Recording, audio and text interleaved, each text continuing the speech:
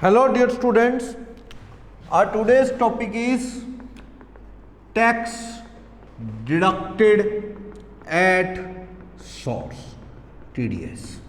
Income tax में एक chapter है कि टीडीएस किस चीज पे कितना कटेगा। टीडीएस के रिगार्डिंग तो पूरे इनकम टैक्स में आप पढ़ते रहे हैं, लेकिन अब आप एक स्पेसिफिक चैप्टर ही पढ़ने जा रहे हैं टीडीएस के ऊपर। तो टीडीएस क्या है? कोई भी पेयर पेई को कोई इनकम पे करेगा। Suppose I am paying rent 1 lakh per month to the payee landlord 12 lakh, तो I have to deduct tax या TDS out of the payment to the landlord. ऐसे ही बैंक आपको एफडी पे इंटरेस्ट दे रहा है, सपोज 80,000, तो bank is liable to deduct TDS. कितना?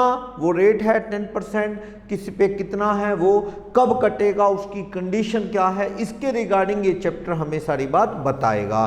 तो ये 3 तरह के कंसेप्ट इसमें रेलिवेंट है। सेक्शन 190 के अंदर सेक्शन 190 कहता है टीडीएस कटता है, एडवांस टैक्स के रूल अप्लाई होते हैं, और एक टीसीएस है 206 सेक्शन से रिलेटेड पढ़ेंगे। टैक्स कलेक्शन एट सोर्स, एक इसके लास्ट में ही टॉपिक है ये, टैक्स कलेक्शन एट सोर्स। जैसे आप महंगी कारें खरीदें 10 लाख से ऊपर वाली, तो उसके ऊपर 1% क्या है, टीसीएस लगता है। आपने 15 लाख की कार खरीदी तो जीएसटी की तरह वो आपसे क्या लेंगे, 15,000 का टीसीएस लेंगे। ऐसी वाइन खरीदोगे बल्क में तो भी टीसीएस लगेगा, हर्बल लकड़ी वगैरह खरीदोगे तो भी टीसीएस है। टैक्स कलेक्शन एट सोर्स, जैसे कि आपको एजेंसी वाले वाइन देंगे कंपनी वाले, तो वाइन बार का वो जीएसटी के तरह टीसीएस लेके इनकम टैक्स डिपार्टमेंट में जमा कर देंगे। और ऐसे ही आप कार खरीदोगे महंगी, तो वो कार 20 लाख की खरीदोगे तो 1% कंपनी वाले एजेंसी वाले आप कंज्यूमर से 20,000 रुपये टीसीएस और लेंगे, आपके पैन पे जमा कर देंगे। ये रूल इनकम टैक्स ने बनाया। यहाँ कोई इनकम अराइज तो नहीं हो रही उस तरह से कि टीडीएस का रूल लगे। वो कहते हैं महंगी गाड़ियाँ खरीद रहे हैं, बल्क में वाइन खरीद रहे हैं, तो हमारी नॉलेज में तो आए ये लोग कैसे करके इतनी बड़ी बड़ी ट्रांजैक्शन कर रहे हैं। तो एक टीसीएस का रूल बना दिया गया, टैक्स कलेक्शन एट सोर्स। इसके रूल डिटेल में लास्ट में आप पढ़ेंगे। एडवांस टैक्स पे पूरा चैप्टर पढ़ चुके हो, 234A B C वो पढ़ा था ना कि इंस्टॉलमेंट में देना पड़ता है अगर 10,000 से ऊपर टैक्स बनता है। तो टीडीएस का टॉपिक मैं पढ़ने जा रहा हूं। Tax deduction at source, income tax कहता है you must pay your tax as well as you earn income. क्यों अपा आज कमाए कल टैक्स क्यों दें, आज कमाए आज क्यों नहीं, इसलिए रूल बना कि as well as you earn you have to pay your tax. इसीलिए एडवांस टैक्स का रूल बना। ऐसे ही टीडीएस कि आपको हर महीने रेंट आ रहा है, तो क्यों ना सामने वाला टेनेंट टीडीएस काट के दे, ताकि साथ के साथ टैक्स इनकम टैक्स में जमा हो जाए। और इनकम टैक्स की सेफ्टी भी है इसमें। कल को बंदा गायब हो जाए तो कम से कम टीडीएस का अमाउंट तो इनकम टैक्स को बच गया। कल को डिफॉल्टर है, बैंक की एफडी का लाख रुपए इंटरेस्ट बना, कल को टैक्स ना भरे, तो इसलिए बैंक ने अगर 10% टीडीएस काटा होता 10,000, तो इनकम टैक्स को 10,000 तो आ जाता। एक तो यह है कि as well as you earn you have to pay your tax, तो एडवांस टैक्स टीडीएस इसलिए बने। दूसरी वजह यह कि इनकम टैक्स की नॉलेज में आ जाता है सारा मैटर। आपने एफडी करवाई, क्या पता करवाए बैठे हो आप एफडी, आराम से इनकम आ रही है, तो इनकम टैक्स की नॉलेज में आ जाएगा। अच्छा इसका टीडीएस कटा है, पता करो इतना टीडीएस कटा है, तो इसके पास एफडी करवाने को पैसा कहाँ से आया, तो इनकम टैक्स की नॉलेज में आ जाता है टीडीएस कटने के बाद। टेनेंट ने काटा मालिक का टीडीएस रेंट पे, तो इनकम टैक्स को पता लगा अच्छा इस आदमी को इतना रेंट आ रहा है, फिर पता करेगा इसके पास इतनी बड़ी बिल्डिंग है, तो इनकम टैक्स की नॉलेज में झमेले में फंस जाएगा। ऐसी आप महंगी गाड़ियां खरीदो तो इनकम टैक्स कहाँ आरटीओ ऑफिस से इंक्वायरी करेगा, महंगी गाड़ी किस किस ने खरीदी, कर सकता है, पर वो बढ़िया तरीका चला दिया, इंक्वायरी की जरूरत ही नहीं। गाड़ी 10 लाख से ऊपर की खरीदोगे तो एजेंसी वालों को कह दिया कि सामने वाले से अपने पैसे तो ले लेना जीएसटी जोड़ के, प्लस अगर 10 लाख से ऊपर अमाउंट हुआ गाड़ी का तो आप 1% एक और चीज लेना, दैट इज टीसीएस, और ये टीसीएस का amount must be deposited with the income tax department. 15 lakh की गाड़ी खरीदी तो एजेंसी वाला आपको कहेगा लाओ सर 15,000 रुपये और दो। आप कहते हो किसी के, कहते हैं टैक्स कलेक्शन एट सोर्स, एक रूल है उसके, या आपके नाम से ही जमा करूंगा। आप अपने 26A फॉर्म में देख लेना साइट पे जाके, आपके पैन नंबर पे जमा मिलेगा ये, तो मैं आपके ही पैन नंबर पे जमा करवाऊंगा सर। नॉलेज आपको बता रहा हूँ, एक ऐसा रूल है। तो क्या हुआ, थोड़े दिन पहले एक बंदा आया मेरे पास, कहता जी मैंने सुना है कि सीएस जो हैं टीसीएस कटा हुआ है उसका रिफंड दिलवा देते हैं। मैंने कहा किस चीज़ का टीसीएस है? उसने बताया जी फॉर्च्यूनर कार खरीदी है 40 लाख रुपए की, तो 40,000 रुपये का टीसीएस भरा मैंने, क्या वो टैक्स आ सकता है? मैंने कहा वो तो आ जाएगा, पर तेरी इनकम के सोर्स बता, तूने गाड़ी ली है, रिटर्न भरेंगे तेरी तो ही आएगा। क्या वो नहीं मुझे बताना? मैं कहा फिर रिटर्न भरे कैसे आ जाएगा? इनकम टैक्स कहता है you have to file your return. अब तुम बताओ तुम्हारा टैक्स कितना बनता है, इनकम कितनी? अगर तुम्हारा टैक्स नहीं बनता तो ये टीडीएस या टीसीएस जो कटा है ये क्या आ जाएगा? रिफंड। पर वो डर गया भी, इनकम टैक्स को बताना आसान थोड़ी है कि गाड़ी कहाँ से ली इतनी महंगी। मैंने कहा तू छोड़ वापस लेने की, तू तो दे के आएगा उनको, वापस लेने की बातें करता है 40,000, तुझे 40 लाख रुपए का सोर्स बताना पड़ जाएगा। और अब भी डर खत्म नहीं हुआ, इनकम टैक्स नोटिस काट सकता है। जिसका 40,000 टीसीएस कार का कटा हो तो 1% के हिसाब से, तो उसके पास 40 लाख की कार के लिए 40 लाख कहाँ से आए?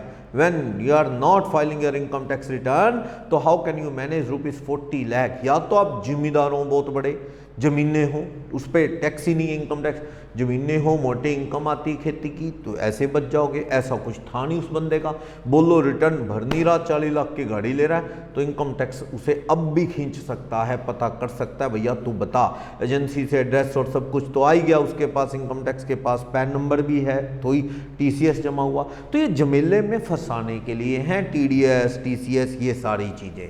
वाइन का तो मैंने बताया था, वाइन के ऊपर टीसीएस इसलिए लगाया क्योंकि वाइन के जो कॉन्ट्रैक्टर है ना, वो ज़्यादातर आप देखो असली मालिक कोई और है पर्दे के पीछे, क्योंकि वाइन बेचने के काम में रिस्क होता है। शराबी लोग लड़ पड़े, वैसे मर गए, नाम आ गया, जहरीली शराब दे दी, खासकर लोकल ब्रांड बेचते हो आप, तो क्या होता है, मान लो अमनदीप सिंह ने ठेका ले लिया, वाइन का लाइसेंस ले लिया, ठीक है, देसी शराब बेचता है अमनदीप सिंह। आप देखना अमनदीप सिंह के पैसे होंगे, वो कॉन्ट्रैक्ट अमनदीप सिंह के नाम ही नहीं होगा, राम कुमार उनका नौकर है, उसके नाम है, बोलो ठेका राम कुमार के नाम है, पैसा अमनदीप सिंह का है। कल को कोई पंगा हो गया, कोई शराब पी के मर गया या कुछ, कौन फंसेगा? राम कुमार बचा लेंगे, कोई नहीं, जेल में भी उसको खर्चा पानी दे देंगे। ऐसे करते हैं लोग। अब राम कुमार के नाम लाइसेंस आपको पता है कॉन्ट्रैक्टर का वाइन का 1 साल का होता है या 2 साल, ज़्यादातर 1 साल। साल बाद राम कुमार के नाम पे कॉन्ट्रैक्ट, करोड़ों की शराब बेची, बेच बाच के वो कॉन्ट्रैक्ट खत्म हो गया, वाइन का कॉन्ट्रैक्ट खत्म। अब देखो वो पैसा हजम किसका? अमनदीप सिंह का। अब राम कुमार के नाम ठेका है, इनकम टैक्स उखाड़ ले, क्या उखाड़ेगा? जब इनकम टैक्स देखेगा इन्होंने इतनी शराब बेची, खरीदी, नोटिस काटेगा, किसके नाम काटेगा नोटिस? राम कुमार के। राम कुमार भाई जी मुझे तो कुछ पता ही नहीं है, कौन सा इनकम टैक्स, कौन सा मर्चेंट, उसको पता ही नहीं है कि क्या उसके नाम से वाइन का ठेका चल रहा है। अब इनकम टैक्स राम कुमार पे क्या एक्शन ले? उसके पास तो नथिंग टू पे। तो इनकम टैक्स समझता है कि इसके पीछे कोई और लोगों का कारस्तानी है, बीच में लोग इन्वॉल्व हैं। तो इनकम टैक्स ने ऐसी प्रैक्टिस को खत्म करने के लिए रूल ही बना दिया, भैया वाइन खरीदोगे ना बड़ी बड़ी कंपनी से, 100 पाइपर या बैग पाइपर या ब्लेंडर प्राइड जो भी, वो कंपनी वाले क्या करेंगे, आपका 1% टीसीएस पहले काट लेंगे। आपने साल में 5 करोड़ की शराब खरीदी तो 5 लाख टीसीएस भी आपसे ले लेंगे। कम से कम इनकम टैक्स को 5 लाख रुपए तो पहुंच गया ना, समझे? अब राम कुमार ना भरे रिटर्न, भाग जाए तो भी इनकम टैक्स की जेब में तो माल आ गया ना, 5 लाख ऐसे। तो इस तरह का सिस्टम। और बेचारे वो शराब बेचने वालों को ये नहीं पता कि टीसीएस रिटर्न भर के अगर टैक्स कम बनता है आपका तो ये रिफंड भी आ सकता है, कईयों को नहीं पता। बड़े अकाउंटेंट आते हैं, वो जाके सीधा वाइन मर्चेंट को कहते हैं तुझे टैक्स का पैसा दिलवा दे, वो कहता कौन सा, उसे पता ही नहीं होता। उसे समझाते हैं भैया हम करेंगे तो तेरे को पैसा आएगा, 50-50 कर ले ऐसे। टीसीएस उनका उनको पता ही नहीं है, वो अकाउंटेंट जाके उनसे सेटिंग कर लेते हैं, और वो वाइन मर्चेंट कहता है मेरा कुछ लगेगा तो नहीं, कहता ना तेरा कुछ नहीं लगेगा। उनकी रिटर्न बना के भेज देते हैं, रिफंड आ जाता है, कल को शेयर कर लेते हैं ऐसे। तो वो टीसीएस का पैसा है, कम से कम वो राम कुमार इधर उधर हो जाए तो सरकार को टीसीएस तो वसूल हो गया ना, तो इसलिए ये रूल चलाए हैं टीसीएस। ओके, टीडीएस, टीसीएस, ये सारे रूल अपने को फॉलो। तो ये कह रहा है टीडीएस में इंट्रोडक्शन आपको मैंने बता दी ये क्यों बना है। ना टीडीएस काटने पे कौन लायबल है? पेयर। मैंने आपको रेंट देना है टेनेंट हूं मैं, तो I am liable to deduct TDS. मैंने नहीं काटा, मैंने आपको पूरा रेंट दे दिया, तो कल को इनकम टैक्स मुझे उठाए फिरेगा, मुझे प्रोसिक्यूट करेगा, मेरे पे पेनल्टी लगाएगा कि सुमित तेरी वजह से क्या हुआ, हमें नुकसान हुआ, वो लैंडलॉर्ड तो दे ही नहीं रहा, टैक्स गायब है, तूने डिडक्ट किया होता टीडीएस तो मुझे हमें कुछ बना होता। ऐसे इस केस में ऐसा है, मेरे पे एक्शन हो सकता है, आई एम असेसिंग डिफॉल्ट, मैंने टीडीएस क्यों नहीं काटा, इनकम टैक्स का नुकसान है। इसमें कई कंसीक्वेंसेस हो सकते हैं। टीडीएस डिडक्ट ना करने के क्या कंसीक्वेंसेस हो सकते हैं? फॉर नॉट डिडक्टिंग टीडीएस क्या हो सकता है? You can be treated as, कौन? यू से मतलब मेरा पेयर से है, payer. You can be treated as assessee in default. Income tax आपको क्या असेसी इन डिफॉल्ट मान के टैक्स निकलवा सकता है। Your expenses can be disallowed. मान लो आपने 12 लाख रुपए रेंट पेड किया, अगर टीडीएस नहीं काटा तो 12 लाख का आपको सेक्शन 40A(1) ने क्या कहता है 30%, 360 क्या हो सकता है आपको डिसअलाउड भी हो सकता है। जब टीडीएस जमा हो जाएगा तो अलाउ कर देंगे, ये भी हो सकता है। तो इस तरह से नेगेटिव कंसिक्वेंसेस हैं। पर इनकम टैक्स कहता है एक बात है, अगर मैंने लैंडलॉर्ड का टीडीएस नहीं काटा, मानना गलती है, लैंडलॉर्ड से मेरी बात हुई क्या सर एक गलती होगी ऐसे, लैंडलॉर्ड बहुत बढ़िया आदमी कहता बताओ क्या करना है, मैं तो तैयार हूँ, मैं तो कोई दिक्कत नहीं है। तो वो लैंडलॉर्ड ने खुद ही टैक्स भर दिया, इंश्योर करवा दिया मैंने इनकम टैक्स को, sir he is absolutely ready to pay the whole amount of tax. मैंने डिडक्ट किया होता तो वो कम टैक्स देता, अब उसने पूरा टैक्स भर दिया, सर वो टीडीएस का अमाउंट इक्विवेलेंट आपको मिल चुका है। तो इनकम टैक्स कहता है वेल इसमें हमारा कोई लॉस नहीं है ना, अगर टीडीएस तूने नहीं काटा लेकिन पेई ने सारा टैक्स का अमाउंट जमा करवा दिया है तो इट्स ओके, कोई फॉल्ट उसमें नहीं है। अगर ऐसा हुआ है तो इनकम टैक्स कहता है कोई प्रॉब्लम नहीं है। तो ये कह रहा है कि टीडीएस डिडक्ट करना है वरना आप पे एक्शन हो सकता है। आप पे क्या एक्शन हो सकता है मैंने थोड़ा आइडिया दिया है, उसके अकॉर्डिंग चलो। तो पेयर को टीडीएस काटना होता है। अब ये जो टीडीएस है ना, काफ़ी सेक्शन है, लॉटरी के, हॉर्स रेस के, सैलरी के, ऑन पेमेंट बेसिस पे, पेमेंट बेसिस, जैसे सैलरी है, लॉटरी की इनकम है, हॉर्स रेस की विनिंग है, या कंपनसेशन रिसीव हो रहा है आपको कहीं से, कोई प्रॉपर्टी वगैरह का कंपनसेशन एटसेट्रा, उनमें रिसीव बेसिस पे है। जब आपको मिलेगा तब टीडीएस कटेगा। TDS when TDS is to be deducted, payment basis पे टीडीएस कटता है। लेकिन जैसे इंटरेस्ट की इनकम है, कॉन्ट्रैक्ट की पेमेंट है, रेंट की पेमेंट है, रेंट की पेमेंट है, कमीशन की पेमेंट है, कमीशन की पेमेंट है, कोई प्रोफेशनल फीस है एटसेट्रा, इन सब में टीडीएस कटता है। पेमेंट, एक्चुअल पेमेंट, जब एक्चुअल पेमेंट हुई, और amount credited in books which ever is earlier, which ever is earlier. मतलब कहने का, मान लो मैंने किसी को रेंट देना है, रेंट नहीं दिया पर मैंने पेयर ने बुक्स में एंट्री कर ली, rent account debit to outstanding rent, नहीं दिया, एंट्री कर ली ना, बुक्स में एंट्री होगी, एक्चुअल पेमेंट नहीं हुई तो भी कोई बात नहीं, which ever is earlier, entry वाली डेट को ही टीडीएस काट लो। अगर पेमेंट होगी, अभी बुक्स में एंट्री नहीं हुई, तो whichever is earlier payment के अकॉर्डिंग टीडीएस काट लो। लेकिन salary, horse race, compensation etcetera में तो टीडीएस पेमेंट बेस पे, जब पे होगी सैलरी तब कटेगा, ड्यू बेसिस पे नहीं। लॉटरी जब तक मिलेगी नहीं टीडीएस नहीं कटेगा। लेकिन ये इंटरेस्ट, कॉन्ट्रैक्ट की payment, rent payment, commission payment etcetera, इन सब में जब एक्चुअल पेमेंट हो या बुक्स में जब एंट्री हो, विच एवर इज अर्लियर, उस बेस पे टीडीएस कटेगा। और एक बात, सैलरी में टीडीएस ऑन सैलरी जो कटता है वो कटता है स्लैब रेट से, slab rate applicable to individual. वही 250 क्या होते हैं आपको पता है एग्जाम्ड। नेक्स्ट 250 पे क्या होगा 5%। अबव 5 लाख क्या होगा 5 to 10 लाख। नेक्स्ट 5 से 10 के बीच में 20%। अबव 10 लाख क्या होगा, अबव 10 लाख पे 30%। ये सब रूल आप पढ़ते हैं। ओके तो स्लैब रेट से जितनी आपकी सैलरी बनती है बेसिक परक्विजिट अलाउंस वगैरह जोड़ के स्लैब रेट के हिसाब से टीडीएस लगेगा, ये कह रहा है। स्लैब रेट अप्लाई होगी, ये आपको ध्यान रखना है। स्लैब रेट की आपको थ्योरी लगानी है, ठीक है। तो वो कह रहा है स्लैब रेट से प्लस ये जो टैक्स बनेगा इसमें सरचार्ज भी जोड़ना है। सरचार्ज कितना 10%, 15%, 25% और 37%। 10% कब, जब 50 लाख से ऊपर इनकम हो, जब 1 करोड़ से ऊपर इनकम हो, जब 2 करोड़ से ऊपर इनकम हो, जब 5 करोड़ से ऊपर सैलरी हो, तो उस केस में सरचार्ज ज़्यादा हो सकता है। Plus health and education cess at the rate 4%, यानी सैलरी पे कोई फिक्स परसेंटेज नहीं है टीडीएस की, इंटरेस्ट की तरह, लॉटरी की तरह 30, इंटरेस्ट की तरह 10% ना, सैलरी पे स्लैब रेट से लगता है। यानी आपकी सैलरी अगर मान लो 9 लाख रुपए है तो टीडीएस कितना बनेगा, सैलरी 9 लाख है तो 9 लाख पे टीडीएस बना लो। आम आदमी है 40 साल का तो 5 लाख से ऊपर के 4 लाख पे 20% और प्लस 12,500 92,500। यानी मान लो आपकी टैक्सेबल सैलरी की जो इनकम है, और मतलब यही आपकी इनकम है, और आफ्टर डिडक्शंस एटसेट्रा सब मिला के आपकी 9 लाख बनती है, जो भी एटीसी वगैरह काट के 9 लाख पे टैक्स बनाओगे तो ये बनेगा 92,500। ये आपकी जो सैलरी है 92,500, 92,500। तो 92,500 पे आपका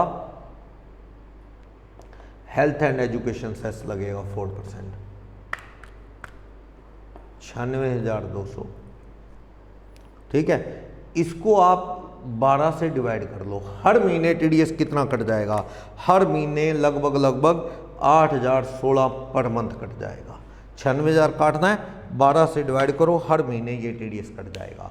जो सैलरी पे टीडीएस कटता है उसकी कोई फिक्स रेट नहीं, बंदे की सैलरी जोड़ो, सैलरी के अंदर जो भी उसके अलाउंस परक्विजिट स्टैंडर्ड डिडक्शन कम करो। कितने रुपए की स्टैंडर्ड डिडक्शन, 50,000 रुपये, वो आएगा अमाउंट। हाउस प्रॉपर्टी का लॉस एडजस्ट कर लो, और कोई इनकम है तो एडजस्ट कर सकते हो। सैलरी पे टीडीएस का रूल पढ़ूं तो सैलरी कौन सी निकाल लो आप, टैक्सेबल। टैक्सेबल सैलरी मीन्स सारे अलाउंस परक्विजिट ले लो, स्टैंडर्ड डिडक्शन काट लो। ठीक, कोई हाउस प्रॉपर्टी का लॉस है तो वो एडजस्ट कर सकते हो, हाउस प्रॉपर्टी का लॉस। दूसरे हेड से हाउस प्रॉपर्टी किसी भी हाल में 2 लाख से ज़्यादा कम नहीं हो सकता, याद रखना, वो कम कर सकते हो। अगर कोई और इनकम है तो जोड़ सकते हो, लॉस नहीं कोई। ये अदर इनकम बताना ना बताना आपकी चॉइस है तो इनकम टैक्स को बता दो, वो जोड़ लेगा टीडीएस काटते वक्त, ना बताओ तो भी कोई बात नहीं, आपकी चॉइस। ये जोड़ेगा इनकम टैक्स, लॉस तो एक ही लेगा कंसीडरेशन में, कौन सा, सिर्फ हाउस प्रॉपर्टी का लॉस, वो भी 2 लाख से ज़्यादा नहीं, क्योंकि किसी भी हेड में हाउस प्रॉपर्टी 2 लाख से ज़्यादा कम नहीं होता। ओके, तो इनकम टैक्स कहता है कि तू अपनी इनकम बता दे, अगर बतानी नहीं बतानी तो कोई बात नहीं, ये तेरे पे कंपल्शन नहीं है। कोई इंटरेस्ट रेंट कोई और इनकम है जोड़ लो, ठीक है, बिजनेस वगैरह, लॉस नहीं बताने। Other heads loss except house property losses are to be ignored. बता क्यों रहे हो, इनकम टैक्स नहीं कहता, नहीं ध्यान देना, इनकम जोड़ लेगा, इनकम लॉस नहीं। तो ये आ गई इनकम, इसमें से कोई 80C से 80U तक की डिडक्शन है तो काट लो, एक्सेप्ट 80G, क्योंकि 80G तो बड़ा झमेला होता है, फाइनल इनकम पे ही करना चाहिए उसे, वो छोड़ते हुए बाकी डिडक्शन काट लो। ये आ गई आपकी टैक्सेबल इनकम। इस पे स्लैब रेट से क्या लगा लो, टैक्स बना लो, including surcharge and health and education cess. जितना टैक्स आएगा उसको 12 मंथ से डिवाइड कर लेना, पर मंथ टीडीएस जो अमाउंट है वो आ जाएगा। ये प्रोसेस है पूरी। सैलरी पे टीडीएस कैसे कटता है? सैलरी पे टीडीएस जो है वो कटता है इस तरह से। आप अपनी सैलरी में बेसिक, अलाउंस, परक्विजिट सब जोड़ लो, माइनस स्टैंडर्ड डिडक्शन कर लो, टैक्सेबल सैलरी आ जाएगी। कोई 89(1) की रिलीफ है वो एडजस्ट कर लेना, टैक्स में से कोई दिक्कत नहीं, कोई रोक नहीं है, आ गई, ठीक है। कोई लॉस हाउस प्रॉपर्टी बता दो, वो कम कर लेगा इनकम टैक्स। कोई और इनकम है तो इनकम बता दो, लॉस नहीं कोई और कंसीडर करेगा, इनकम जोड़ लो तो टोटल ग्रॉस टोटल इनकम बना लेगा एम्प्लॉयर आपका। लेस कर लो 80C से U तक की अगर कोई डिडक्शन आपकी है तो आप 80G छोड़ के कोई भी डिडक्शन, 80G में ना वो एडजस्टेड GTI पांचों हेड फिर अच्छे से पता हो तो ही हो पाएगा, नहीं तो एम्प्लॉयर कहता है हमारे बस का नहीं है ये, 80G साइड में कर दो, बाकी कोई डिडक्शन 80C 80D मेडिकल कुछ भी लेस करो। टोटल इनकम पे टैक्स बनाएगा, स्लैब रेट 2.5 लाख माफ, अगले 2.5 लाख पे 5%, अगले 5 लाख पे 20% और 10 लाख के बाद 30%। सरचार्ज एजुकेशन लगेगा, सरचार्ज तो 50 लाख के बाद ही लगता है, प्लस हेल्थ एजुकेशन सेस जो आएगा उसको 12 से डिवाइड करो, पर मंथ टीडीएस आ जाएगा। हो सकता है आपकी नौकरी 8 महीने हो, बस पहले नौकरी नहीं थी तो 8 महीने की एक्सपेक्टेड सैलरी जो है जोड़ लो, जोड़ेगा एम्प्लॉयर, पहले महीने में जोड़ लेगा, अभी 8 महीनों में ये मिलेगी इसको, जोड़ेगा। कोई और हेड है जोड़ लो, दोगे तो आप देना चाहो दे दो, नहीं तो रहने दो, चॉइस आपकी है, ठीक है। नहीं तो अपनी रिटर्न भरोगे तब एडजस्ट कर लेना अदर इनकम। कोई लॉस बताना है तो हाउस प्रॉपर्टी का बता सकते हो, कोई और लॉस बताना अलाउड नहीं है यहाँ पे। तो आपको इनकम टैक्स कहता है कि इस तरह से आपका एम्प्लॉयर 80C से 80U तक की डिडक्शन भी कम कर लेगा, सिर्फ कौन सी छोड़ के 80G, क्योंकि वो थोड़ा टेक्निकल है, वो लेके टैक्स बना के 8 महीने का है तो 8 महीने की सारी चीज़ें बना लेगा, पहले है ही नहीं 4 महीने और कुछ, तो जो बनेगी उसको 8 महीने से डिवाइड कर लेगा, 8 मंथ से, पर मंथ टीडीएस आ जाएगा। तो इस तरह से सैलरी पे टीडीएस करता है।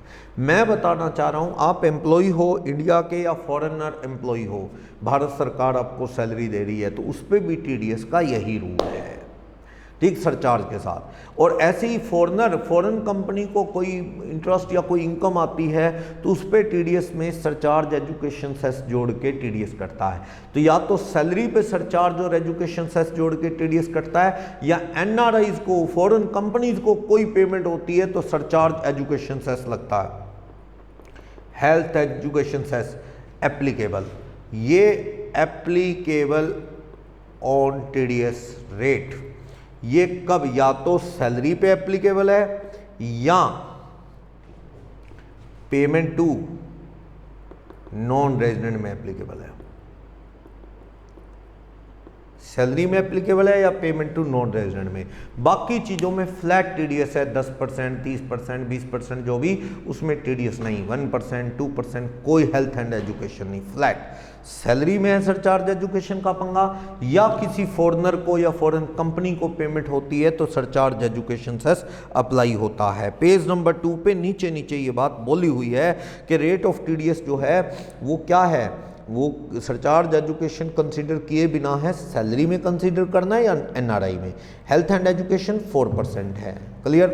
तो ये बता रहा है जीएसटी लगना है, ओरिजिनल अमाउंट पे ही जीएसटी, ओरिजिनल पे ही टीडीएस। मान लो मैंने कमर्शियल पर्पज से लाख रुपए महीना किराए पे एक बिल्डिंग दे दी तो उस पर 18% जीएसटी लगना है मान लो, तो जीएसटी भी 12 लाख पे लगेगा 18%, और टीडीएस भी किस पे कटेगा, 12 लाख का जो भी रेट है 1% जो भी रेट है, 194 आई सेक्शन है रेंट का, 1% कटता है नॉर्मली, तो वो टीडीएस की जो रेट है वो 12 लाख पे ही होगी। दोनों में अग्रीमेंट होता है इस तरह का, नीचे नोट है पेज नंबर 2 पे भी अग्रीमेंट है भैया, जीएसटी अलग है, किराया अलग है, तो किराए के अमाउंट पे ही जीएसटी, किराए के अमाउंट पे ही क्या कटता है, टीडीएस कटता है। चलो, मैं सैलरी के 192 सेक्शन की डिस्कशन कर रहा था। सेक्शन 192 टीडीएस ऑन सैलरी, ये क्या कहता है, पेयर कौन, डिडक्टर कौन है यहाँ, who is liable to deduct tax, pair.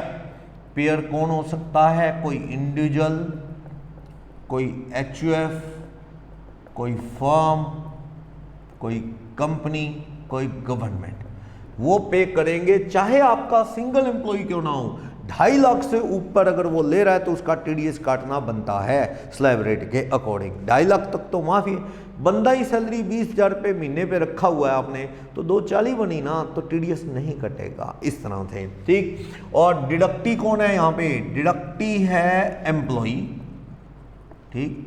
TDS कब कटेगा? व्हेन टू डिडक्ट टीडीएस का if salary paid after standard deduction exceeds the basic exemption limit। Basic exemption limit को क्रॉस, वो उम्र का हिसाब है, अगर 60 साल से नीचे है तो 2.5 लाख से ऊपर बना स्टैंडर्ड डिडक्शन 50,000 काट के तो टीडीएस कटेगा, टीडीएस कटेगा।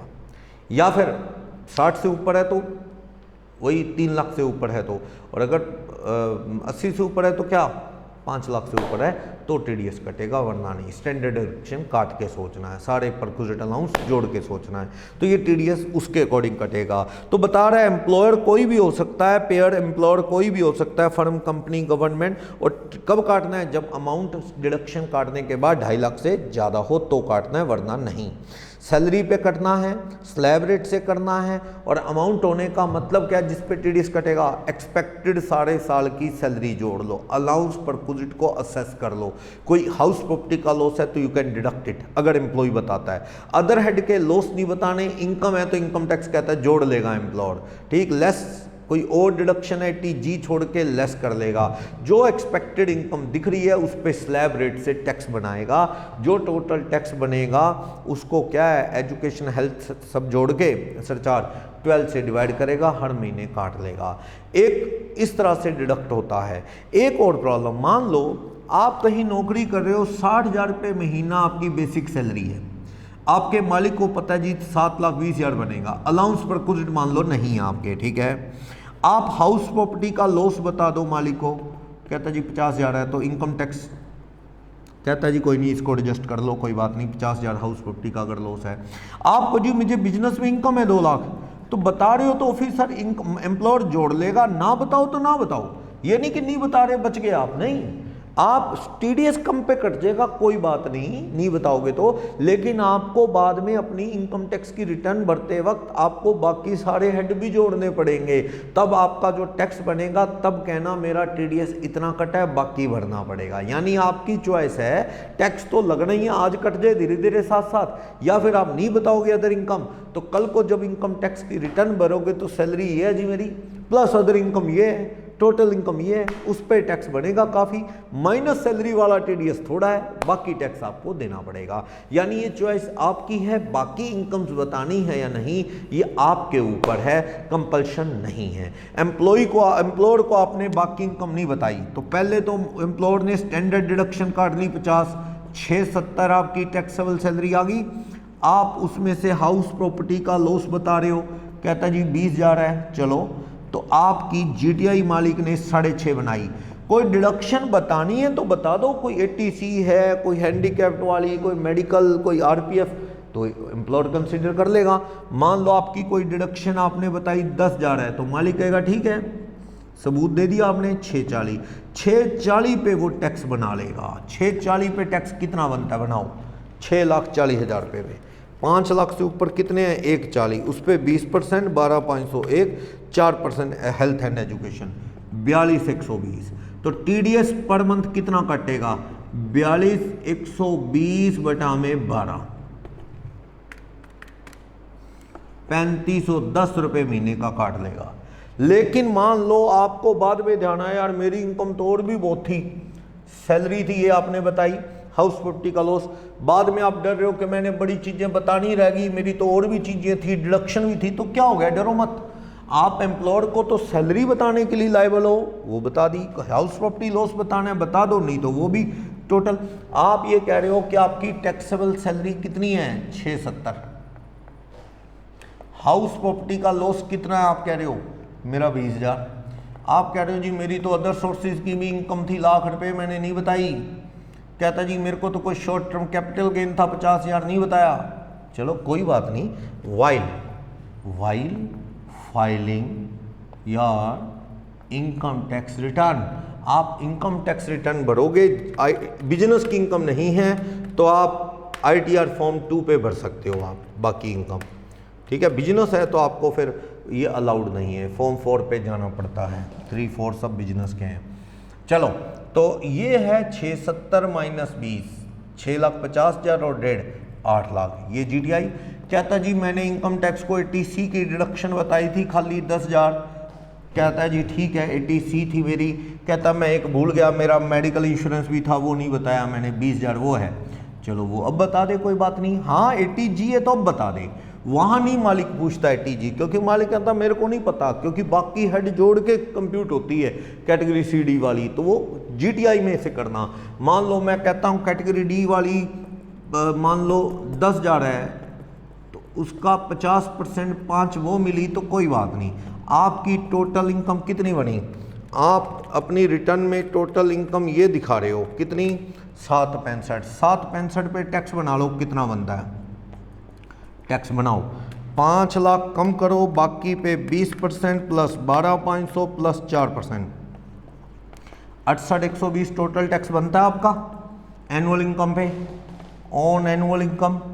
लेकिन आप कहना कि मेरा TDS ऑलरेडी कटा है, TDS already deducted by employer, क्योंकि वहां आपने ज़्यादा डिटेल नहीं बताई थी। जो डिटेल बताई उस हिसाब से मालिक ने सैलरी प्लस जो थोड़ी बहुत और डिटेल है TDS काट दिया। हर महीने कितना, 3,510 रुपये महीना काट लिया। 12 महीने में कितना TDS काट दिया मालिक ने आपका, 42,120 रुपये। तो नेट टैक्स पेबल कितना आ गया, ये टैक्स आप जेब से भर देना, ठीक है ना। तो 42,120 आपका पहले कटा है, तो 26,000 रुपये और भर देना। अगर आप एम्प्लॉयर को चीज़ें और बता देते तो वो TDS ज़्यादा काट लेता, बस फिर कल को ये कम देना पड़ता। ये फाइनल रिटर्न है, वहाँ पे गलती हो सकती क्योंकि पूरी डिटेल आपने नहीं दी, डिडक्शन की नहीं दी। 80G तो पूछते भी नहीं वो, बाकी भी पूरी नहीं है। बाकी हेड की इनकम बतानी है, लॉस सेट ऑफ का चक्कर नहीं है, बस बाकी हेड की इनकम जोड़ सकता है इनकम टैक्स, कहता है एम्प्लॉयर। लॉस वो सेट ऑफ का रूल नहीं उसे पता, वो अपनी रिटर्न में करो। हाउस प्रॉपर्टी का लॉस बता सकते हो आपको एम्प्लॉयर को, यहाँ सब कुछ कर सकते हो, set of, clubbing, loss adjust, बाकी हेड, डिडक्शन, 80G। तो आप टोटल टैक्स उस हिसाब से बना लेना, फालतू हो तो रिफंड ले लो, कम में तो और भर दो। ये तो एक रफ आइडिया से मालिक काट लेता है TDS हर महीने इतना।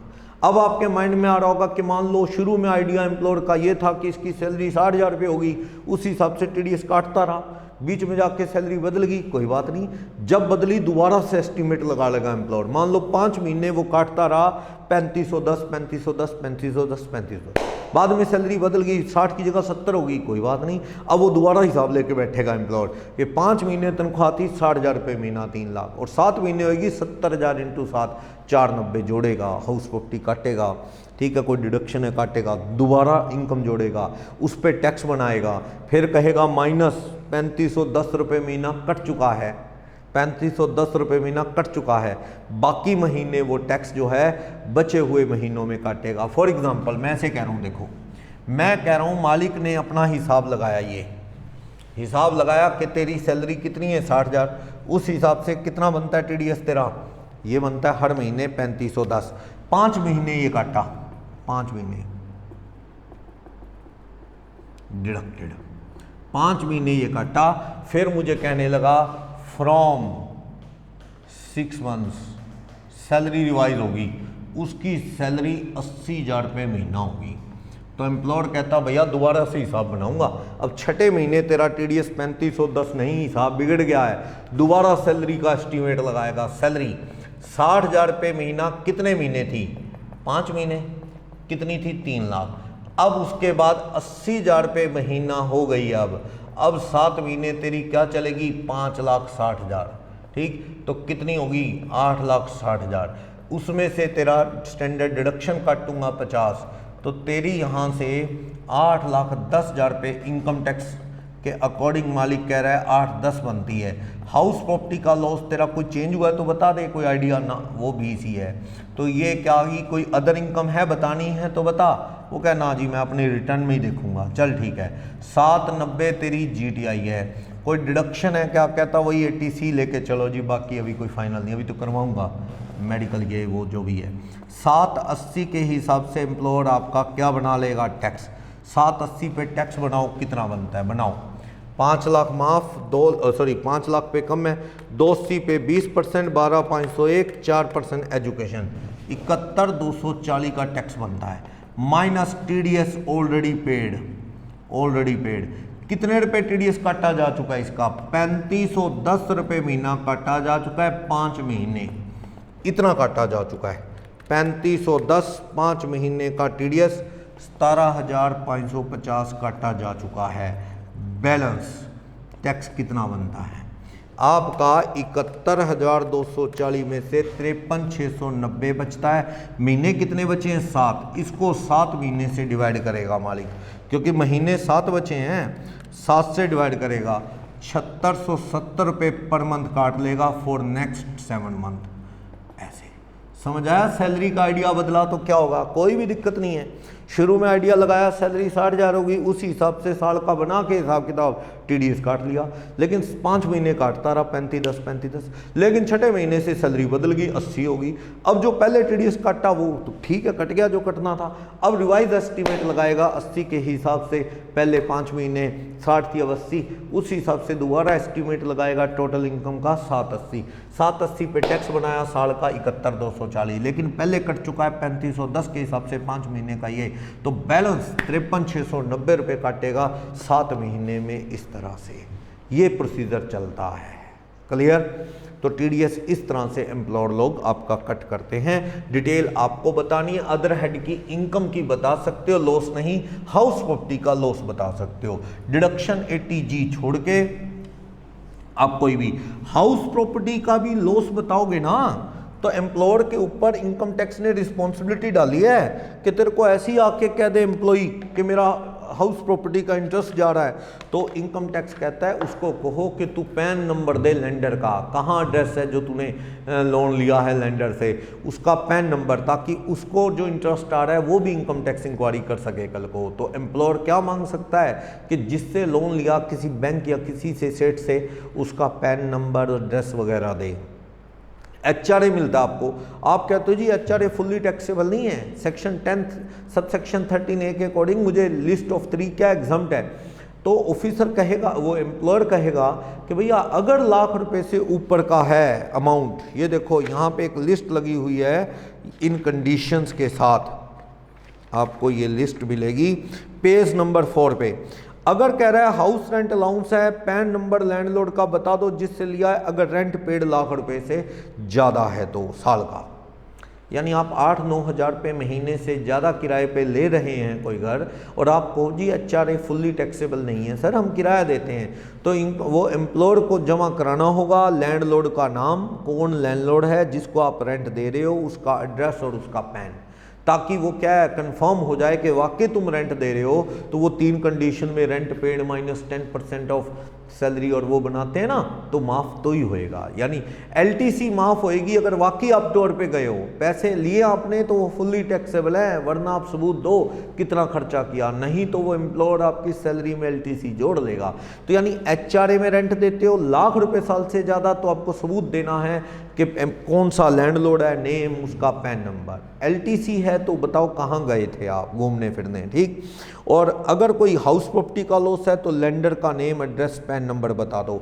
80C से U तक की कोई डिडक्शन है तो उसके भी एविडेंस दो, उस बेस पे एम्प्लॉयर, एविडेंस नहीं तो एम्प्लॉयर कहेगा इसे साइड में कर दो, ये डिडक्शन तो अपने रिटर्न में भर लेना, क्लेम कर लेना, मुझे ना बता, इस तरह से। तो ये सेक्शन 192 है जो कह रहा है कोई भी आदमी इंडिविजुअल HUF फर्म कंपनी किसी एम्प्लॉय को सैलरी देता है, चाहे वो एक ही एम्प्लॉय हो, चाहे 10 हो, चाहे 5 हो, सैलरी 2.5 लाख से ऊपर होगी या 5 लाख से या 3 लाख से, वो तो बंदे की एज पे डिपेंड करता है एम्प्लॉय की, तो उसका TDS कटना है, स्लैब रेट से करना है, हेल्थ एजुकेशन से सरचार्ज जोड़ते हुए उसको 12 से डिवाइड करके हर महीने काटना है। यहाँ पे इनकम का मतलब सैलरी लेस स्टैंडर्ड डिडक्शन है, अलाउंस परक्विजिट सब एडजस्ट कर लो जितना भी बेस्ट एस्टिमेट लग सके, plus loss house property less. और प्लस अदर इनकम जोड़ सकते हैं, लॉस कोई लेस नहीं होना, कोई डिडक्शन है काट लो 80G छोड़ के, ये आएगा, इस पे स्लैब रेट लगा के जो टैक्स बनेगा 12 से डिवाइड करके मालिक काट लेगा। और पेमेंट बेसिस पे कटना है, ड्यू बेसिस पे नहीं, जब मिलेगी सैलरी उसको ही कंसीडर करना है TDS काटने के लिए। बंदा कहता है मेरा TDS काट रहे हो, मुझे मिला है नहीं कुछ सैलरी, तो सैलरी पेड बेसिस पे, जब जब पे होगी तो TDS तब कटेगा। और मालिक लोग आपको सबूत के तौर पे फॉर्म 16 देंगे, सैलरी में मालिक आपका TDS काटेगा तो एक फॉर्म भर के देगा, फॉर्म 16 नंबर फॉर्म, जिसमें डिटेल लिखी होगी कि ये तेरी बेसिक थी, ये तेरे अलाउंस परक्यूजेट, ये तेरी हाउस प्रॉपर्टी लॉस, ये डिडक्शन, इस तरह टोटल इनकम बनाई, इतना टैक्स डिवाइडेड बाय 12, मैंने हर महीने तेरा ये TDS काटा। तो अक्सर एम्प्लॉय लोग फॉर्म 16 ही उठा के घूमते हैं, ये देखो जी पूरी डिटेल है, इस तरह हमारा कैलकुलेशन किया है। ओके, कुछ मिसमैच है कोई नहीं, आप अपनी रिटर्न भरोगे ना, 16 फॉर्म से TDS कट जाने से कुछ नहीं होता, इनकम टैक्स रिटर्न तो आप भरोगे अभी, तो उसमें आप सारी चीज़ें फाइनल कर लेना। ओके, तो ये क्या कहता है, नंबर ऑफ एम्प्लॉय मायने नहीं रखते, अगर आपके अंडर एक भी एम्प्लॉय है तो you are liable to deduct TDS अगर आपकी payment after standard deduction taxable exemption limit से 2.5, 5 या 3 लाख से ज़्यादा है तो। ओके, अगर एक आदमी 2 जगह एक साथ नौकरी करता है, मान लो सुबह एक जगह नौकरी करता है, दोपहर बाद एक, दोनों एम्प्लॉय TDS काटने तो गलत है, उसको तो फायदा ही बड़ा हो जाएगा एम्प्लॉय को। सुनो, सुबह नौकरी करता है कहीं पे 40,000 रुपये महीना लेता है, 4 घंटे जाता है, दोपहर बाद कहीं नौकरी करता है 30,000 रुपये महीना, दोनों TDS अलग अलग काटेंगे तो 40 वाला कहेगा 480 सारा बना, उस पर तो 87 एक ही रेट ही मिल जाएगी, टैक्स बनेगा ही नहीं। 30,000 वाला कहेगा 360 तो सारा बना, टैक्स बनेगा तो 87। भैया दोनों 2.5 लाख माफ करना ठीक है क्या? ना ना ना, ये एम्प्लॉई की रिस्पॉन्सिबिलिटी है। लोग कहता है ऐसा नहीं करना, ये एम्प्लॉई की रिस्पॉन्सिबिलिटी है। दोनों में से किसी एम्प्लॉयर को दूसरे एम्प्लॉयर की डिटेल बता दो, काटेगा कोई एक, क्योंकि 2.5 लाख तो एक ही बार माफ होना है ना, और 50,000 स्टैंडर्ड डिडक्शन है और है वो एक बार माफ होनी है, 2 जगह नहीं 50-50, और ऐसे 2.5 लाख 2 जगह नहीं। तो आप मान लो एक कंपनी में नौकरी करते हैं सुबह और आफ्टरनून में बी कंपनी, तो बी कंपनी की डिटेल ए कंपनी को दी जाएगी, ठीक है, या ए कंपनी की सैलरी की डिटेल बी कंपनी को एम्प्लॉय जमा करवाएगा। एक फॉर्म आता है 12BA, वो भर के जमा करा देगा। तो एक एम्प्लॉयर दूसरे की भी सैलरी माइंड में रख के टोटल कर लेगा, 40 और 30 70, 12 महीने का 8,40,000 माइनस 50,000 की स्टैंडर्ड डिडक्शन, 8,10,000 पे टैक्स बना के डिवाइडेड बाय 12, वो TDS एक बंदा ही काट लेगा पूरी सैलरी पे, क्योंकि TDS काट के आपको सैलरी कम देगा पर जमा तो आपके पैन नंबर पे ही करेगा। कल को आप ही एडजस्टमेंट करोगे, उसका बेनिफिट आप ही उठाओगे, एम्प्लॉय ही उठाएगा उसका बेनिफिट। यस, ऐसे नहीं 2 जगह। 89(1) की रिलीफ है वो एडजस्ट कर सकते हो, ठीक है। कभी ये TDS का अमाउंट कम ज़्यादा होता रहता है, अभी किया था, सैलरी बदलने से TDS कम ज़्यादा हो गया, बीच में चेंज हो सकता है ऐसे। और जैसे बीच में आपकी सैलरी नहीं बदली लेकिन आपने क्या है बीमा करवा लिया, 1.5 लाख की 80C मिलेगी अब आपको, मेडिकल करवा लिया 20 वो मिलेगी, हाउस प्रॉपर्टी के लोन का इंटरेस्ट पड़ गया, अब ये चीज़ें बता दी आपने एम्प्लॉयर को, तो एम्प्लॉयर फ्यूचर में जो TDS काटेगा इन चीज़ों को एडजस्ट करके काट लेगा रिमेनिंग वाला TDS ऐसे। तो ये हो सकता है चेंज, ये पर्टिकुलर आपको फर्निश करने हैं, उसके अकॉर्डिंग एम्प्लॉयर आपका हिसाब। कोई एडवांस टैक्स भरा है पहले तो ये भी एम्प्लॉयर को बता दो कि सर मैंने खुद ही एडवांस टैक्स भर दिया है 15 जून को, आगे वाली किस्तों में देख लेना थोड़ा, तो वो एडवांस टैक्स को माइनस करके बैलेंस टैक्स बना लेगा एम्प्लॉयर, डिवाइडेड बाय बचे हुए महीने, TDS कम काट लेगा। एक्चुअल में टैक्स जमा से मतलब है, ठीक। सेट ऑफ होना है तो हाउस प्रॉपर्टी का होना है, वो भी 2 लाख से ज़्यादा किसी और रेट से हो नहीं सकता, और कोई लॉस सेट ऑफ नहीं होने मत बताना। इनकम बता दो जितनी मर्जी एम्प्लॉयर जोड़ लेगा, ये रूल है, ठीक। सेट ऑफ तो आप देखना। और नॉन मॉनेटरी परक्विजिट के ऊपर एक रूल था ना, एम्प्लॉयर ने आपके नॉन मॉनेटरी परक्विजिट पे क्या पे कर दिया था, टैक्स एवरेज रेट से। क्या आपको कह रहा है कि ले भाई कार ले ले, आप कहते साहब मैं कार नहीं लूंगा, कार लूंगा तो इनकम टैक्स में मेरी सैलरी में जुड़ेगी इसकी वैल्यू ऑफ परक्विजिट। एम्प्लॉयर कहता है उस परक्विजिट पे प्रोपोर्शनेट टैक्स मैं दे दूंगा, यानी एवरेज टैक्स। पूरी इनकम 8 लाख रुपए बनती है जिसमें कार फैसिलिटी 50 की है, तो 8 लाख पे टैक्स बना लो, इतना बना 8 लाख पे, 8 लाख पे टैक्स बनाना कितना बनता है, 5 लाख कम करके 20% 60,000 plus 12,500 4% health and education cess 75,400 8 lakh पे है इंटू 100 75,400 अपॉन में 8 लाख इंटू 100 9.425% टैक्स लग रहा है। तो मालिक कहता है 9.425%, 50,000 की कार फैसिलिटी पे मैं दे देता हूँ। 50,000 इंटू 9.425%, 4712 मैं दे देता हूँ। तू कार एंजॉय कर, तू टैक्स कम भर दे। समझे मैं क्या कह रहा हूँ? मान लो आपकी अदर टैक्सेबल सैलरी कितनी है, आफ्टर मैंने क्या काट लिया इसमें से, स्टैंडर्ड डिडक्शन भी 7.5। Car value of car facility क्या है, वैल्यू ऑफ कार परक्विजिट 50। तो आपकी टैक्सेबल इनकम 8 लाख आ गई।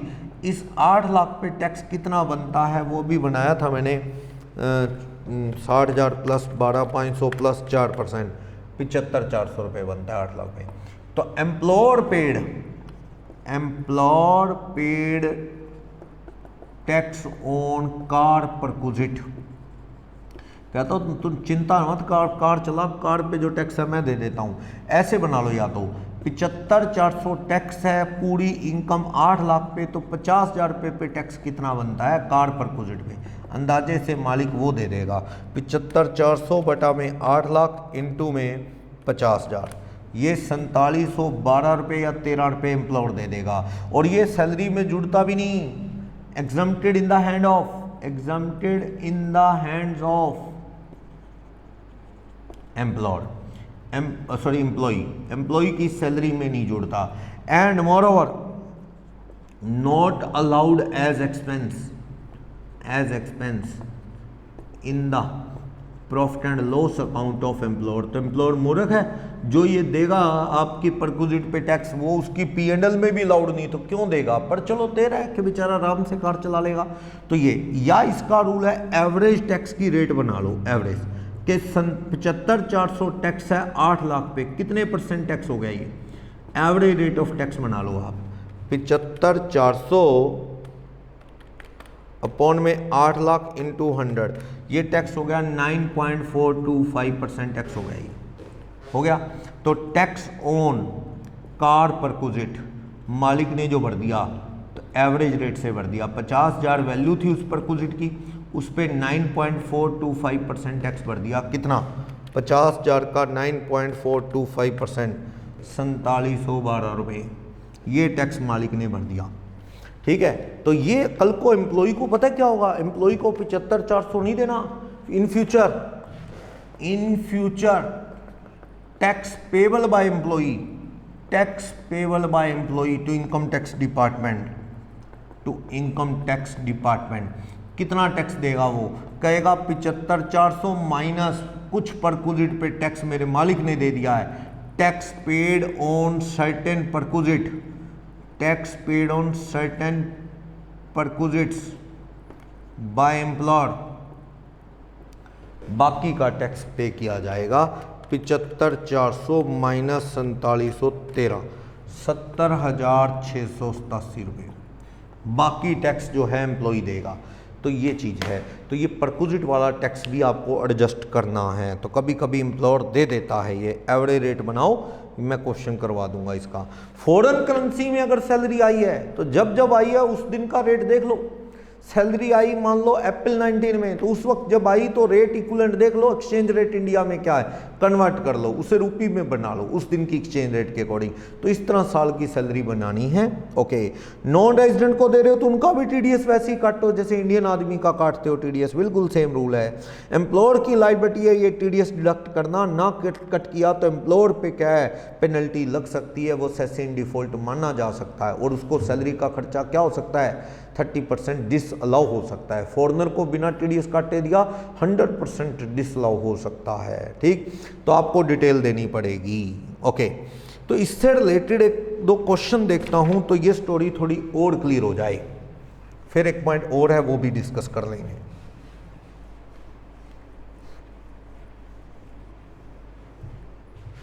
क्या क्वेश्चन नंबर 1 क्या कह रहा है? मिस्टर राम की एज क्या है? राम है 70 साल का, 70 साल का राम है। वो किसी कंपनी में जॉब करता है। 2019-20 में सैलरी है उसकी 6 लाख रुपए, सोल्व करके दे रखी है। टैक्सेबल सैलरी सोल्व करके दे रखी है कितने रुपए? 6 लाख रुपए। यानी इसने डिडक्शन काट के स्टैंडर्ड वगैरह सोल्व करके 6 लाख, तो कितना टीडीएस कटेगा? टैक्स ऑन 6 लाख बनना ना, टैक्स ऑन 6 लाख कितना बनेगा? बनाओ 6 लाख पे, लाख रुपए पे बनेगा 20% 20,000 प्लस 12,500 प्लस 4% एजुकेशन 33,800 रुपये बनेगा। एक मिनट ठहरो,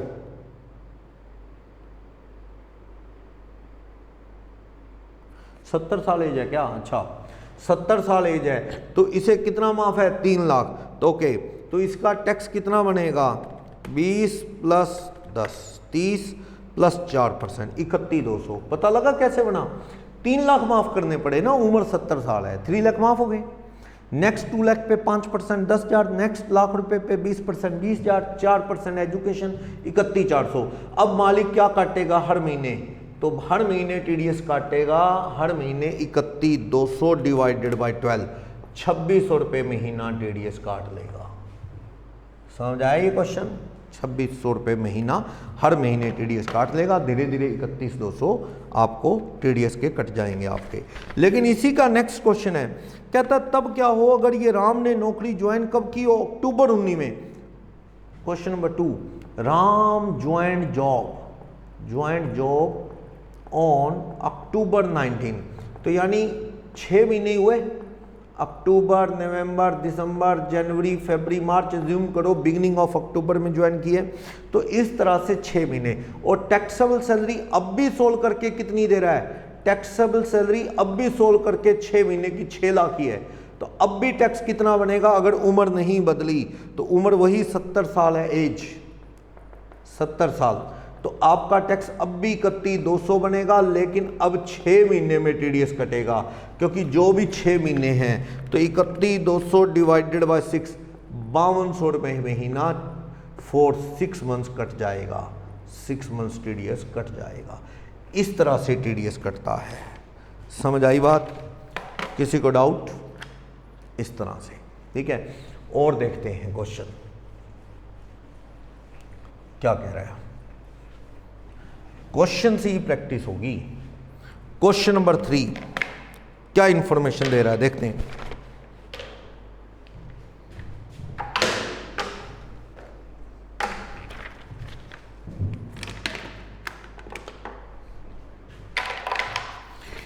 इंफॉर्मेशन दे रहा है क्वेश्चन नंबर 3 के अंदर हमें, वो कह रहा है कि सपोज राम की सैलरी 6 लाख की है, टैक्सेबल सैलरी वही सोल्व की हुई है, स्टैंडर्ड डिडक्शन काट के 6 लाख। इसकी हाउस प्रॉपर्टी में लॉस क्या है? पहले देखो हाउस प्रॉपर्टी में लॉस, सेल्फ ऑक्यूपाइड में कितना लॉस है? सेल्फ ऑक्यूपाइड में कह रहा है मेरा लॉस है 220 ना, 2 लाख से ज़्यादा काम नहीं आता। सेल है तो 220 लॉस पर मैक्सिमम कितना रिस्ट्रिक्टेड है 2। और लेट आउट हाउस प्रॉपर्टी में क्या है? उसमें भी कह रहा है कितना लॉस है 2। तो टोटल हाउस प्रॉपर्टी में कितना लॉस हो गया आपका? हाउस प्रॉपर्टी में 4, लेकिन किसी भी दूसरे हेड से 1 साल में 2 लाख से ज़्यादा कम नहीं हो सकता। बाकी क्या होएगा आपका? कैरी फॉरवर्ड होगा। चलो आगे कह रहा है प्रोप्राइटरी बिजनेस में लॉस है। प्रोप्राइटरी बिजनेस में लॉस है इसका कितना? प्रोप्राइटरशिप में लॉस है लाख रुपए। ओके, और कह रहा है कि इसका इंटरेस्ट ऑन बैंक एफडी कितना बनता है? बैंक एफडी 3,20,000 अगर वो बता रहा है, ठीक है। तो अब आप इसका जो टैक्स बनाओगे, इसका देखते हैं अगर एज का सिस्टम नहीं बदला तो।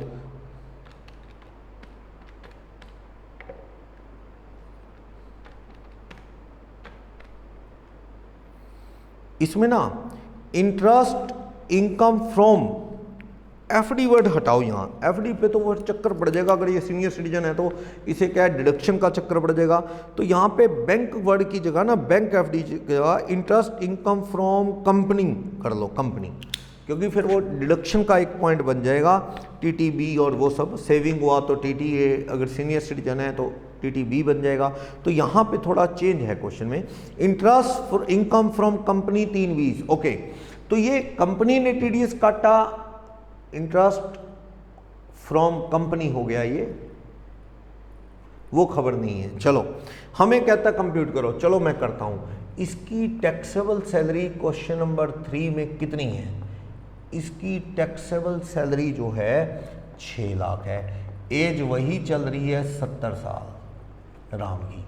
अब हाउस प्रॉपर्टी का लॉस तुम बता सकते हो, एडजस्ट हो जाएगा, कितना मैक्सिमम दो, बाकी का दो तुम अगले साल कहीं और से कम कर लेना, ठीक है।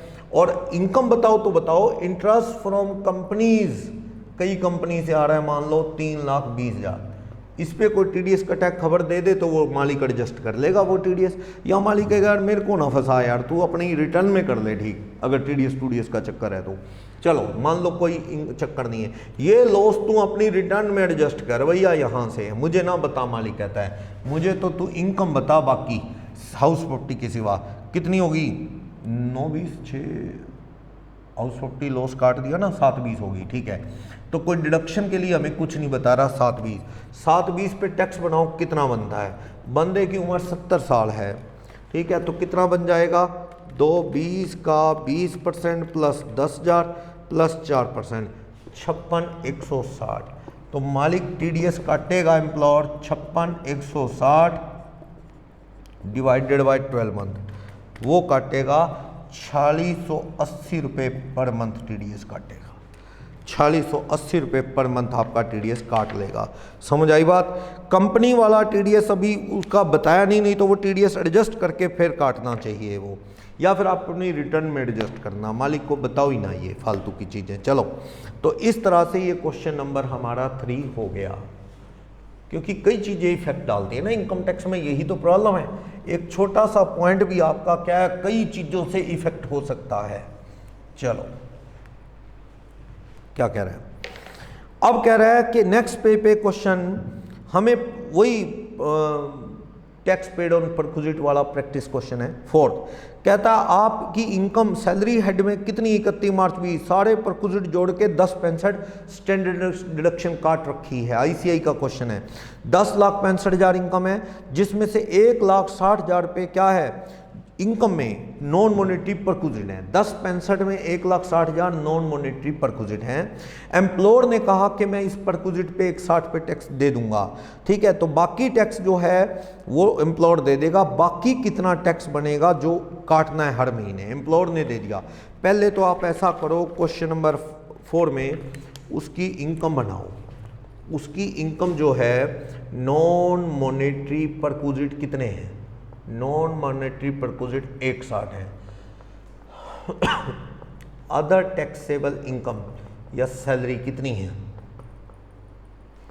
10.65 में 160 अलग कर लो ना, यही बात है ना, 10.65 सारा है जिसमें 160 नॉन मॉनेटरी परक्विजिट है, 10.65 माइनस 160 9,05,000 बाकी है, तो 10.65 है और कोई डिडक्शन नहीं, तो इस पे टैक्स कितना बनता है, 10.65 पे टैक्स बना लो, कितना बनता है 10.65 पे। तो आप कहोगे जी 10 लाख अलग कर लो, 65,000 पे 65,000 पे 30% बन जाएगा, और उम्र का कोई इशू है ना, 1,12,500 एक हो गया, 1,32 प्लस 4% 1,37,280 का टैक्स बनता है, ठीक। तो मालिक कितना टैक्स दे देगा, टैक्स की एवरेज रेट बनानी है तो वो बन जाएगी 1,37,280 टैक्स 10.65 के ऊपर इंटू 100, अगर एवरेज रेट बनानी है तो अपॉन 10.65 इंटू 100 कितना बन गया, 12.89% बन जाएगी रेट, 12.89।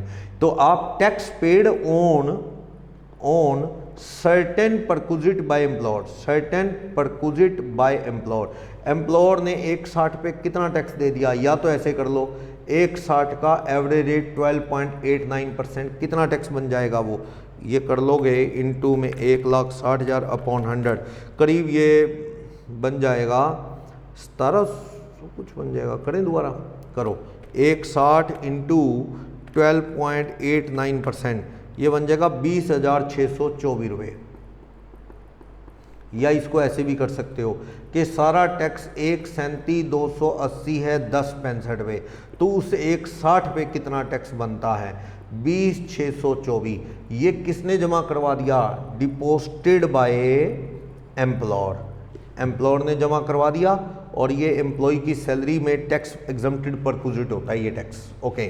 तो क्वेश्चन नंबर 4 में tax balance tax payable by employee, payable by employee, employee ने कितना टैक्स देना है फिर 1,37,280 में से tax paid by employer, employer ने परक्विजिट पे टैक्स दे दिया, कितना दे दिया 24,624, तो इसने कितना टैक्स देना है बाकी देख लो, सॉरी 20,624 है क्या, हाँ 20,624, तो 1,37,280 में से कम 1,16,656 रुपये देने, 1,16,656।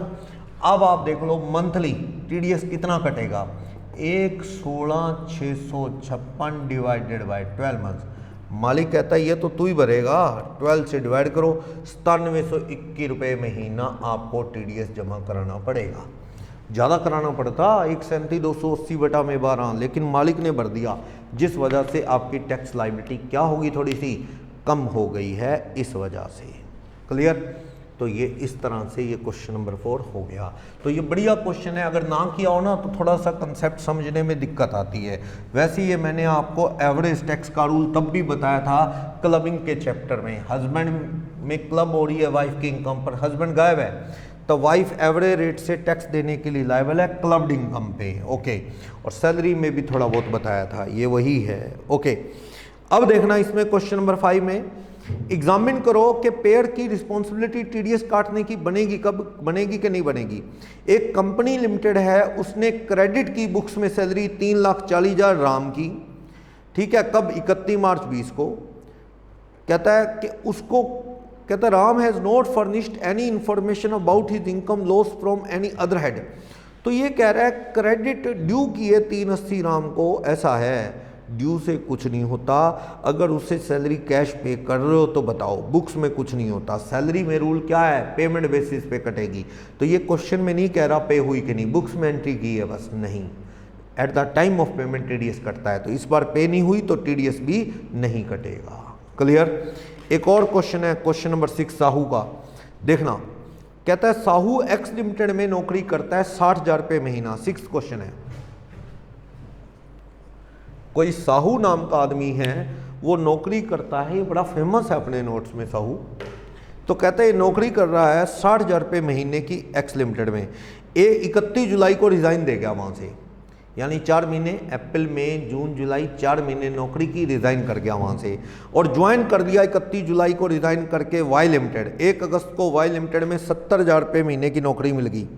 टैक्स डिडक्शन बताओ, एक्स लिमिटेड वाले कितना काटेंगे और वाई लिमिटेड वाले कितना काटेंगे।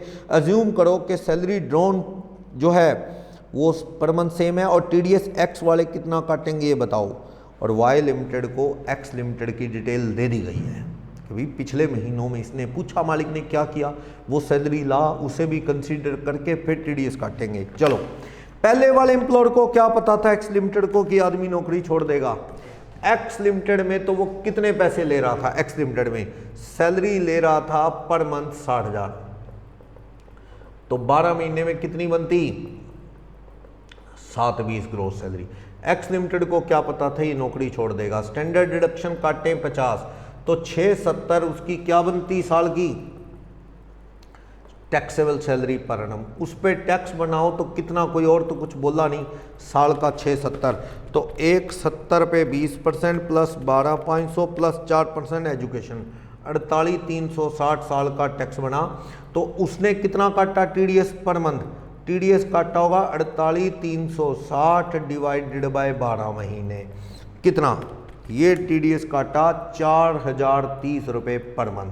तो ये कब कब काटा टीडीएस, अप्रैल एंड में 4,030, मई एंड में 4,030, जून एंड में 4,030, जुलाई में अज्यूम कर लो नहीं काटा, क्योंकि जुलाई में तो उसने रिजाइन लेटर बना के दे दिया और कंपनी ने सोचा कि अब क्या काटना है टीडीएस, इसकी तो 4 महीने की जॉब है हमारे पास, 60,000 रुपये महीना, 4 महीने की 2,40,000 सैलरी सारी बनती है टोटल, इस पे तो टैक्स बनता ही नहीं, बाकी का हमें क्या पता कहाँ जाएगा कहाँ नहीं, उस हिसाब से हम क्यों काटें, बाकी चॉइस है, अगर वो जिद करें हम तो काटेंगे।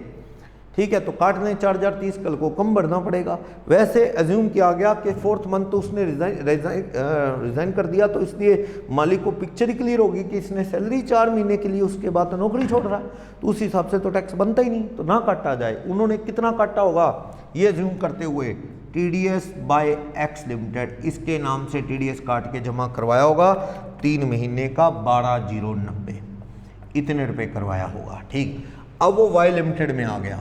वाई लिमिटेड ने इसकी सैलरी बनाई, तो उन्होंने एक्स लिमिटेड की सारी डिटेल बताई, पूछी कि पहले कहाँ पे काम करके आया, तो पता लगा ये डिटेल दे दी उसने, या उस कंपनी से लिख के आ गया 60,000 रुपये महीने का।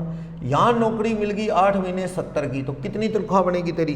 240 ये बनेगी, 70,000 इंटू 8 560 ये, तो तेरी तनख्वाह बनती है 8 लाख रुपए लेस। स्टैंडर्ड डिडक्शन काटेगा 50, तो टैक्सेबल सैलरी कितनी आती है तेरी? 7.5। वाई लिमिटेड वाले कहेंगे 7.5 पे तेरा टैक्स कितना बनता है साल का? 7.5 पे 7.5 पे बनता है 5 लाख माफ, बाकी पे 20% प्लस 12,500 प्लस 4% 65,000 टैक्स बनता है साल का एनुअल। पर वो कहेंगे minus TDS already been deducted by X limited, ये सबूत भी है इसके पास। उन्होंने पहले टीडीएस काट लिया है 4,030, 3 महीने काट लिया है 12,090, सबूत भी है इसके पास टीडीएस जमा करवाने का। ओके, तो बैलेंस टीडीएस वो काटेंगे कितना? 65,000 में से 12,090 कर लो कम, 52,910 ये TDS deducted by Y limited. Y limited TDS काटेगी 52,910। कितने महीने जॉब है? 8 महीने। तो वो कहेंगे जी हमारे पास तो तू 8 महीने है, हर महीने हम 6614 रुपये काट लेंगे तेरा टीडीएस। 6614 रुपये टीडीएस तेरा हर महीने जो है कट जाएगा। तो इस तरह से क्वेश्चन नंबर 6 भी हो गया है। बीच में एक पॉइंट रह गया है, अदरवाइज ये सैलरी का बड़ा इंपॉर्टेंट सेक्शन है। 192 खत्म हो गया है टीडीएस डिडक्शन का।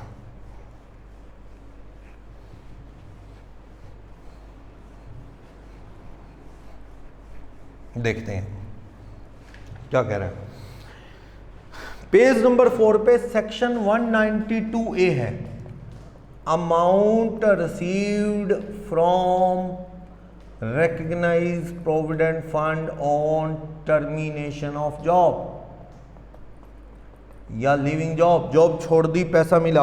वैसे तो आपको पता है रिकग्नाइज प्रोविडेंट फंड से पैसा जब रिटायरमेंट पे मिलता है तो उस पर टैक्स नहीं लगता। हर साल जो एम्प्लॉयर डालता है 12% सैलरी से ज़्यादा वो टैक्सेबल है, इंटरेस्ट 9.5% पर एनम से ज़्यादा है वो टैक्सेबल है। लेकिन जब वो रिटायरमेंट पे मिलता है टैक्स नहीं लगता, पर उसमें कंडीशन है कम से कम 5 साल की जॉब पूरी होनी चाहिए। अगर 5 साल की जॉब नहीं हुई और आरपीएफ से पैसा मिल रहा है तो बख्शा नहीं जाएगा, उस पर क्या लगेगा? टैक्स। अगर अमाउंट ये ओवर 50,000 है तो टीडीएस कटेगा, तो इस पे टीडीएस का रूल है, नहीं तो नहीं। ठीक, अगर ये और before completion of 5 year job amount of RPF has been withdrawn. अगर अमाउंट ये आरपीएफ का निकाला है और अमाउंट कितना है, अगर 10, 20, 15, 40, 45, 50 है तो कोई बात नहीं, अबव 50 है तो सारे पे कटेगा। किस रेट से? टीडीएस की जो रेट है उस पे जो पैसा देंगे पीएफ से, तो 30% टीडीएस है प्लस सरचार्ज है plus health and education cess है। वैसे आपकी नॉलेज के लिए बता दूं, सरचार्ज मैक्सिमम है, इसमें मैक्सिमम सरचार्ज लग जाता है।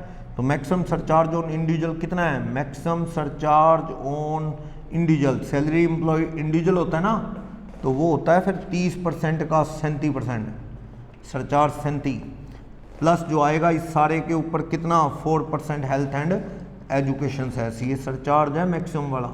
तो ये टैक्स बहुत ज़्यादा बन जाएगा। देखो 30 प्लस उसका 37% प्लस 4% 72.74% बन जाएगा इफेक्टिव रेट। इतना मान लो आपको 10 लाख रुपए मिल रहा है आरपीएफ से 3 साल बाद ही, तो 10 लाख का 42% कुछ 4,20,000 टीडीएस कटेगा आपका। ये चीज़ है। तो बहुत ज़्यादा टीडीएस है, पर ये अक्सर नौबत आती नहीं, क्योंकि 5 साल बाद आपकी नौकरी जाएगी तो आपका टीडीएस कटेगा ही नहीं। ये तो उन केसेस में है अगर आपकी जॉब क्या है 5 साल के अंदर ही चली गई, आपने छोड़ दी, पैसा मिला, तो उस पर टैक्स लगाने का ये रूल है। बहुत ज़्यादा टीडीएस है। अगर 50,000 से कम में 40 मिले तो पूरे मिल जाएंगे बिना टीडीएस काटे, 50 से ज़्यादा है तो दिक्कत है यहाँ पे। क्लियर? कोई डाउट इसके रिगार्डिंग? इस तरह है। इसके बाद इंटरेस्ट का रूल है 193 सेक्शन क्या कह रहा है? सेक्शन 193 बहुत ज़्यादा इंपॉर्टेंट सेक्शन था। 192 या 194A वो काम आएगा। 193 देख लेते हैं। इंटरेस्ट की पेमेंट है, payment of interest, deduction of TDS on interest on security. Security समझे? जैसे कि इंटरेस्ट ऑन डिवेंचर्स हो एटसेट्रा, मतलब उन पे इंटरेस्ट की बात कर रहा है। ठीक है, तो इंटरेस्ट ऑन डिवेंचर वगैरह पे पेयर जो इंटरेस्ट देगा किसी रेजिडेंट आदमी को, टीडीएस का क्या रूल है? इस पे टीडीएस की जो रेट है वो 10% है। लेकिन आपको पता है कि भाई एक widely held company by account पे चेक टू ओवर इंडिविजुअल को पे कर रही है, अप टू 5,000 पे कर रही है, तो कोई टीडीएस नहीं, नो टीडीएस। ये अदर सोर्सेज में नो टीडीएस में लिखा हुआ है कि एक वाइडली हेल्ड कंपनी जिसमें पब्लिक इज सब्सटेंशियली इंटरेस्टेड, वो 5,000 तक का इंटरेस्ट दे रही है किसी रेजिडेंट इंडिविजुअल को, और वो भी अकाउंट पे ही चेक से, तो वो पूरा बिना टीडीएस काटे दे सकती है। एक कंपनी कौन सी हो? प्राइवेट प्रोवेट नहीं, वाइडली हेल्ड, जिसमें पब्लिक लिस्टेड कंपनियां हैं, चिट फंड कंपनियां हैं, वो वाली कंपनी। तो अगर वो 5,000 से ऊपर दे रही है तो टीडीएस क्या है? तो कटेगा। अगर 6 दे रही है तो 10% 600 काटेगी, 4,000 दे रही है पूरे 4 दे देगी, 5 पूरे दे देगी, 5,000 से ऊपर दिया तो टीडीएस काटेगा, 5100 दिया तो 510 रुपये टीडीएस काटेगी। तो कहता है जी सेंट्रल गवर्नमेंट की सिक्योरिटी पे टीडीएस नहीं कटता। एक तो यहाँ टीडीएस नहीं कटता, एक कह रहा है नो टीडीएस सेंट्रल और स्टेट गवर्नमेंट की सिक्योरिटी में नहीं कटता। अदर सोर्सेज में पढ़ा करते हैं ना, अगर मान लो मैंने डिवेंचर बॉन्ड वगैरह कोई हरियाणा सरकार राजस्थान सरकार के खरीद लिए तो मेरा टीडीएस नहीं कट सकता, not to be deducted. Okay, तो सेंट्रल स्टेट गवर्नमेंट की सिक्योरिटी है, लेकिन एक सरकार के 8% या 7.7% वाले सेविंग बॉन्ड है, उसमें 10,000 से ऊपर इंटरेस्ट हो तो टीडीएस कटता है। 8% या 7.75% यहाँ पे सेविंग टैक्सेबल बॉन्ड है, टैक्सेबल है ये बॉन्ड है, इनका अगर इंटरेस्ट ओवर 10,000 हुआ तो टीडीएस कटेगा, TDS is to be deducted. ये स्पेशल बॉन्ड है, ब्याज की रेट ही बता रही है, बहुत ज़्यादा ब्याज है, तो ब्याज ज़्यादा बन रहा है तो आप समझ लो वहाँ टीडीएस का रूल है। अगर ये वाले बॉन्ड स्पेशल नहीं लिखे हुए 8% 7.5, सीधा लिखा है UP government security, Indian government security, ऐसा, तो टीडीएस नहीं कटेगा। ओके, कोई भी कॉर्पोरेट बॉन्ड है लिस्टेड कंपनी के, डीमेट सिक्योरिटी है, 7 साल के एनएससी हैं, नेशनल डिफेंस बॉन्ड है तो टीडीएस नहीं कटेगा। नेशनल डिफेंस बॉन्ड है तो टीडीएस नहीं कटेगा। ये कहता है 7 ईयर एनएससी है, उनमें कोई टीडीएस का रूल नहीं है। या कोई कॉर्पोरेट बॉन्ड है डीमेट सिक्योरिटी है, नहीं कटेगा। या कोई interest paid by any person, company हो चाहे, टू LIC GIC, कोई टीडीएस नहीं, no TDS to be deducted. ये काम का पॉइंट है। देखो LIC वाले आपसे पैसा इकट्ठा करते हैं प्रीमियम का, फॉर द टाइम वो उस पैसे को इन्वेस्ट कर देते हैं अलग अलग कंपनी में। उन कंपनी के डिवेंचर से LIC GIC वालों को जो इंटरेस्ट आएगा कंपनी वाले टीडीएस नहीं काटेंगे। रिलायंस में लगा दिया पैसा, रिलायंस पूरा इंटरेस्ट दे देगी बिना टीडीएस काटे। हमें नहीं कह रहा किसको है ये इंटरेस्ट, LIC ने इन्वेस्ट किया है, GIC ने इन्वेस्ट किया है, तो बिना टीडीएस काटे मिल जाएगा। तो यानी कंपनीज में पैसा लगाओगे तो टीडीएस 10% कटता है, लेकिन वाइडली हेल्ड कंपनी अकाउंट पे चेक से इंडिविजुअल को अगर इंटरेस्ट दे 5,000 तक का तो बिना टीडीएस काटे दे सकती है। ज़्यादा है तो काटेगी 10%, सारे पे काटेगी। 5500 है तो 500 पे नहीं, 5500 पे काटेगी पूरा 10%। लेकिन सेंट्रल स्टेट गवर्नमेंट की सिक्योरिटीज पे नहीं कटता, नेशनल डिफेंस बॉन्ड पे नहीं कटता, डेवलपमेंट बॉन्ड पे, या नेशनल डेवलपमेंट बॉन्ड है, यहां पे नेशनल डिफेंस या डेवलपमेंट बॉन्ड भी है, उन पे 7 साल के एनएससी नहीं कटता। लेकिन 8% या 7.5 ये 7.7% सेविंग बॉन्ड है, 10,000 से ऊपर आएगा तो टीडीएस कटेगा। मेन पॉइंट ये है, एलआईसी जीआईसी को इंटरेस्ट आएगा तो टीडीएस नहीं कटेगा। जब कोई कंपनी टीडीएस काटेगी, मान लो मेरा टीडीएस काटेगी, तो मुझे फॉर्म देगी सबूत के तौर पे 16A। सैलरी में कौन सा फॉर्म देता था टीडीएस काटने के बाद एम्प्लॉयर? फॉर्म 16। बाकी सब जगह कौन सा फॉर्म चलता है? 16A। वैसे आजकल इन फॉर्म्स की जरूरत नहीं। मेरा टीडीएस सामने वाले ने काटा तो वो जमा होएगा, तो रिटर्न बढ़ेगा वो अपनी टीडीएस की, उसके बाद मेरे इनकम टैक्स लॉगिन पे दिखा देगा 26AS में कि इसने आपके नाम से इतना टीडीएस काटा है, तो वो सबूत है। ओके, इस तरह से क्लियर। बाकी आपका टीडीएस कट रहा है, मान लो एक कंपनी आपको ब्याज दे रही है 8,000 रुपये, तो कंपनी कह रही है जी वाइडली हेल्ड है, तो क्या हुआ 5,000 से ज़्यादा है, टीडीएस काटेंगे 800 रुपये। पर आप 15G फॉर्म भर के दे दो ना, 15G भर दो। आम आदमी बुजुर्ग कौन सा भरेगा? 15H। 15G और H का मीनिंग अपन ने अदर सोर्सेज में भी पढ़ा था। ये नो टीडीएस का फॉर्म है कि सर मेरी इनकम लेस देन 250 है, please TDS is not to be deducted. आप टीडीएस काटोगे, कल को मैं रिटर्न भर के वापस मांगूंगा। क्यों काटते हो सर? टीडीएस ना काटो मेरा। तो ये फॉर्म 15GH भर के दे सकते हो, सामने वाला टीडीएस नहीं काटेगा। और 15GH फॉर्म वही भर सकता है जिसके पास क्या हो? पैन हैविंग पैन नंबर हो, उसकी कॉपी साथ में लगा लो और 15G या 15H भर दो तो आपका टीडीएस नहीं कटेगा। No TDS to be deducted. जमा करा दो किसी कंपनी को, भैया मेरा टीडीएस ना काटो, 12-13,000 रुपये ब्याज है, आप टीडीएस ना काटो, मेरी इनकम बहुत कम है, तो सामने वाली कंपनी नहीं काटेगी। पैन नंबर के साथ 15GH जमा करा दो। और वैसे एक आम आदमी का टीडीएस कंपनी 10% काटती है, उससे पूछा ना जब कंपनी ने, भैया पैन बता देना, पैन नंबर क्या है? परमानेंट अकाउंट नंबर, ताकि उस पर जमा करा दें, कल को तो एडजस्ट करेगा। कहता है जी पैन ही नहीं है मेरे पास। तो पैन नहीं है तो इसकी सजा मिलेगी तुम्हें। टीडीएस 10 नहीं, कितना कटेगा? विदाउट पैन का केस है तो टीडीएस 20% नुकसान होगा। पैन नंबर लेना चाहिए। और एक और दिक्कत, मान लो एक कंपनी से आपको 30,000 ब्याज बन रहा है, टीडीएस काटने चलिए कंपनी 3,000, पैन नंबर दे दो बस। पैन नहीं तो कंपनी कितना काट लेगी? 20%, डबल, मतलब डबल का रूल ही फिक्स है 20%। तो कितना हो गया? 6,000। एक तो टीडीएस फालतू कट गया। दूसरा, वो जो कंपनी जमा किस खाते में कराएगी? पैन नंबर तो वो क्या है, कोई आपने दिया ही नहीं, तो वो पैसा सरकार के पास हजम। कल को आप अपनी रिटर्न भर के कहो जी मेरा ये टीडीएस मेरा है, तो इनकम टैक्स ट्रेस कैसे करेगा? क्योंकि वो कंपनी जो जमा करा देगी वो उसमें पैन नंबर क्या है, आपका चढ़ा ही नहीं, तो वो पैसे का एडजस्टमेंट कल को नहीं मिलेगा। तो बहुत नुकसान। एक तो कट ज़्यादा गया, 20, 10 की जगह 3,000 की जगह 6, और ऊपर से क्या हो गया? पैन नंबर ना देने से इसको फ्यूचर में आप एडजस्ट भी नहीं कर पाओगे, गया समझो। इसलिए क्या है, पैन नंबर जरूर लेके रखो और इमीडिएटली दे दो, कभी भी जरूरत पड़ सकती है पैन की, ये चीज़ है। पैन नहीं दोगे तो वो टीडीएस ज़्यादा काट लेंगे, और वो टीडीएस कल को रिटर्न भर के एडजस्ट भी नहीं होगा, क्योंकि ट्रेस ही नहीं होगा वो अमाउंट। जिसने टीडीएस काटा वो जमा किस खाते में करे, किस नाम से करेगा? तो अननोन के नाम से जाएगा वो। ठीक है, ये चीज़ है। नेक्स्ट इसमें क्या कह रहा है? 194A section 194A, interest payment other than interest on security. वो जो डिवेंचर वगैरह, गवर्नमेंट के बॉन्ड वगैरह, उसके अलावा और भी तो बड़े ब्याज हैं। मंडी में लोग एक दूसरे को लोन दे देते हैं तो उस पर भी तो टीडीएस का रूल है। बैंक में आप एफडी आरडी करवा लेते हो, उस पर भी टीडीएस का रूल है। सेविंग अकाउंट पे टीडीएस नहीं कटता, ठीक है ना। तो और बड़ी सोसाइटीज़ वगैरह में आप जमा करते हो पैसे अलग अलग अकाउंट्स में, उन पे ब्याज आता है, तो उस पर भी टीडीएस का रूल है।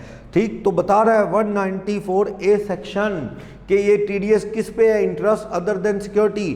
तो यहाँ पे who is liable to deduct TDS? आपको ये पेयर काटेगा, पेयर काटेगा, ऐसा है। पेयर अगर इंडिविजुअल एचयूएफ है, बाकी सब तो काटेंगे। All assessee liable to deduct other than individual और HUF. All assessee liable to deduct TDS.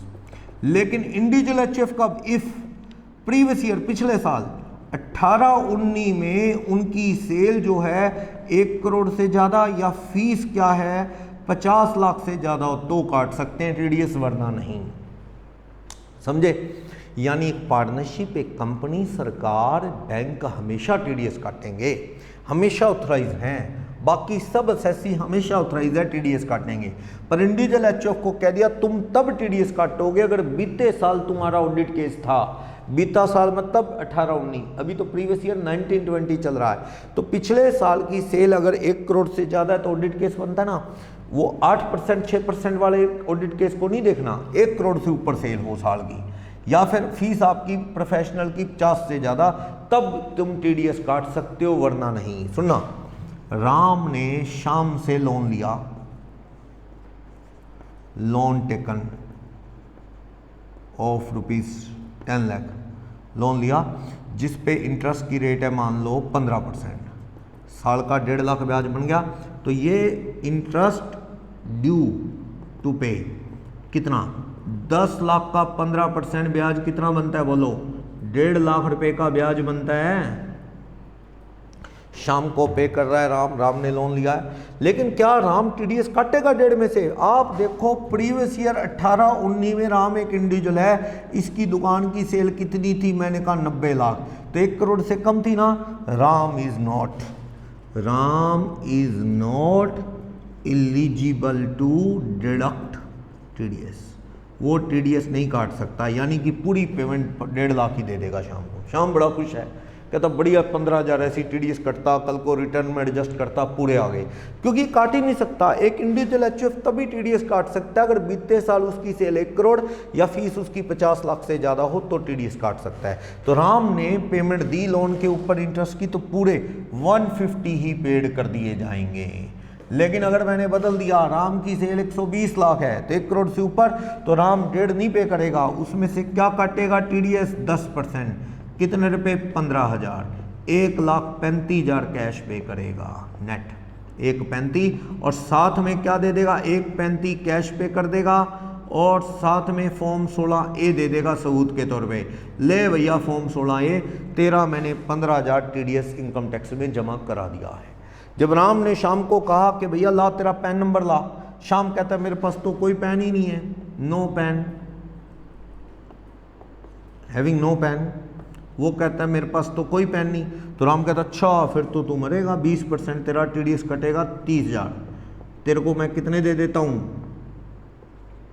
1,20, तो 1,20 दूंगा। अब तू कल को एडजस्ट कर पाए ना कर पाए मुझे कोई मतलब नहीं है, पैन दे देता तो मैं तेरा 10% काटता, 20 काटूँ। समझ आई बात? और ये कल को एडजस्ट होना भी बड़ा मुश्किल है, 30,000 कहाँ गया पता ही नहीं लगना इसका ट्रैक कोई। क्लियर?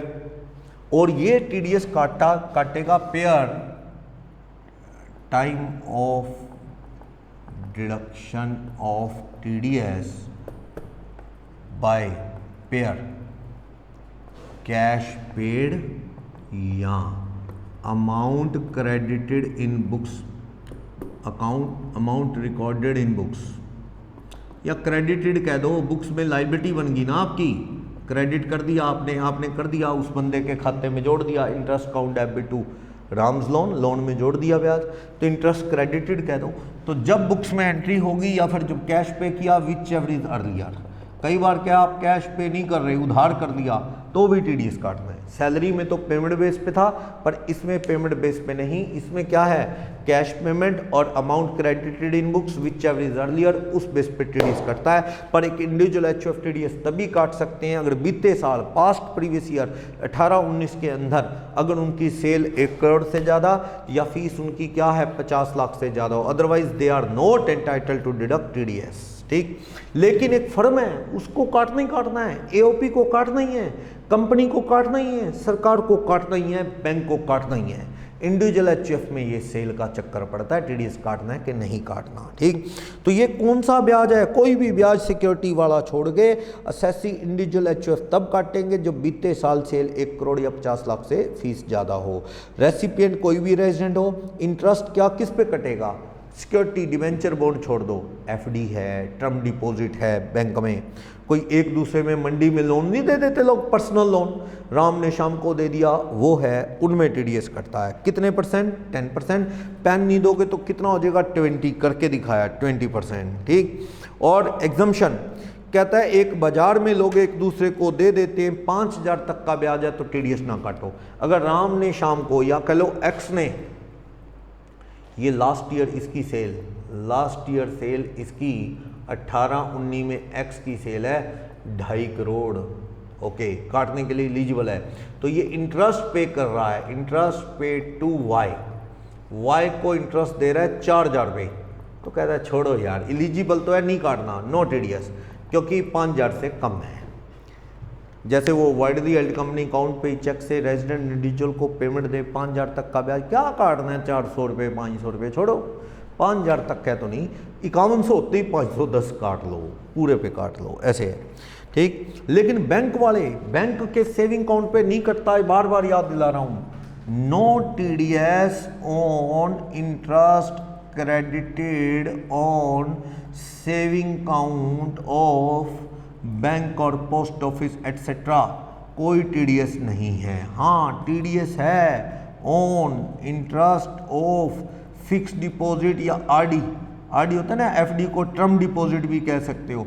आरडी नहीं होती, कॉपी खुलवाते हो हर महीने, पर मंथ आप फिक्स अमाउंट जमा करते हो, उन पे टीडीएस कटता है इफ इंटरेस्ट जो है टोटल 40,000 रुपये से ज़्यादा है तो, साल का।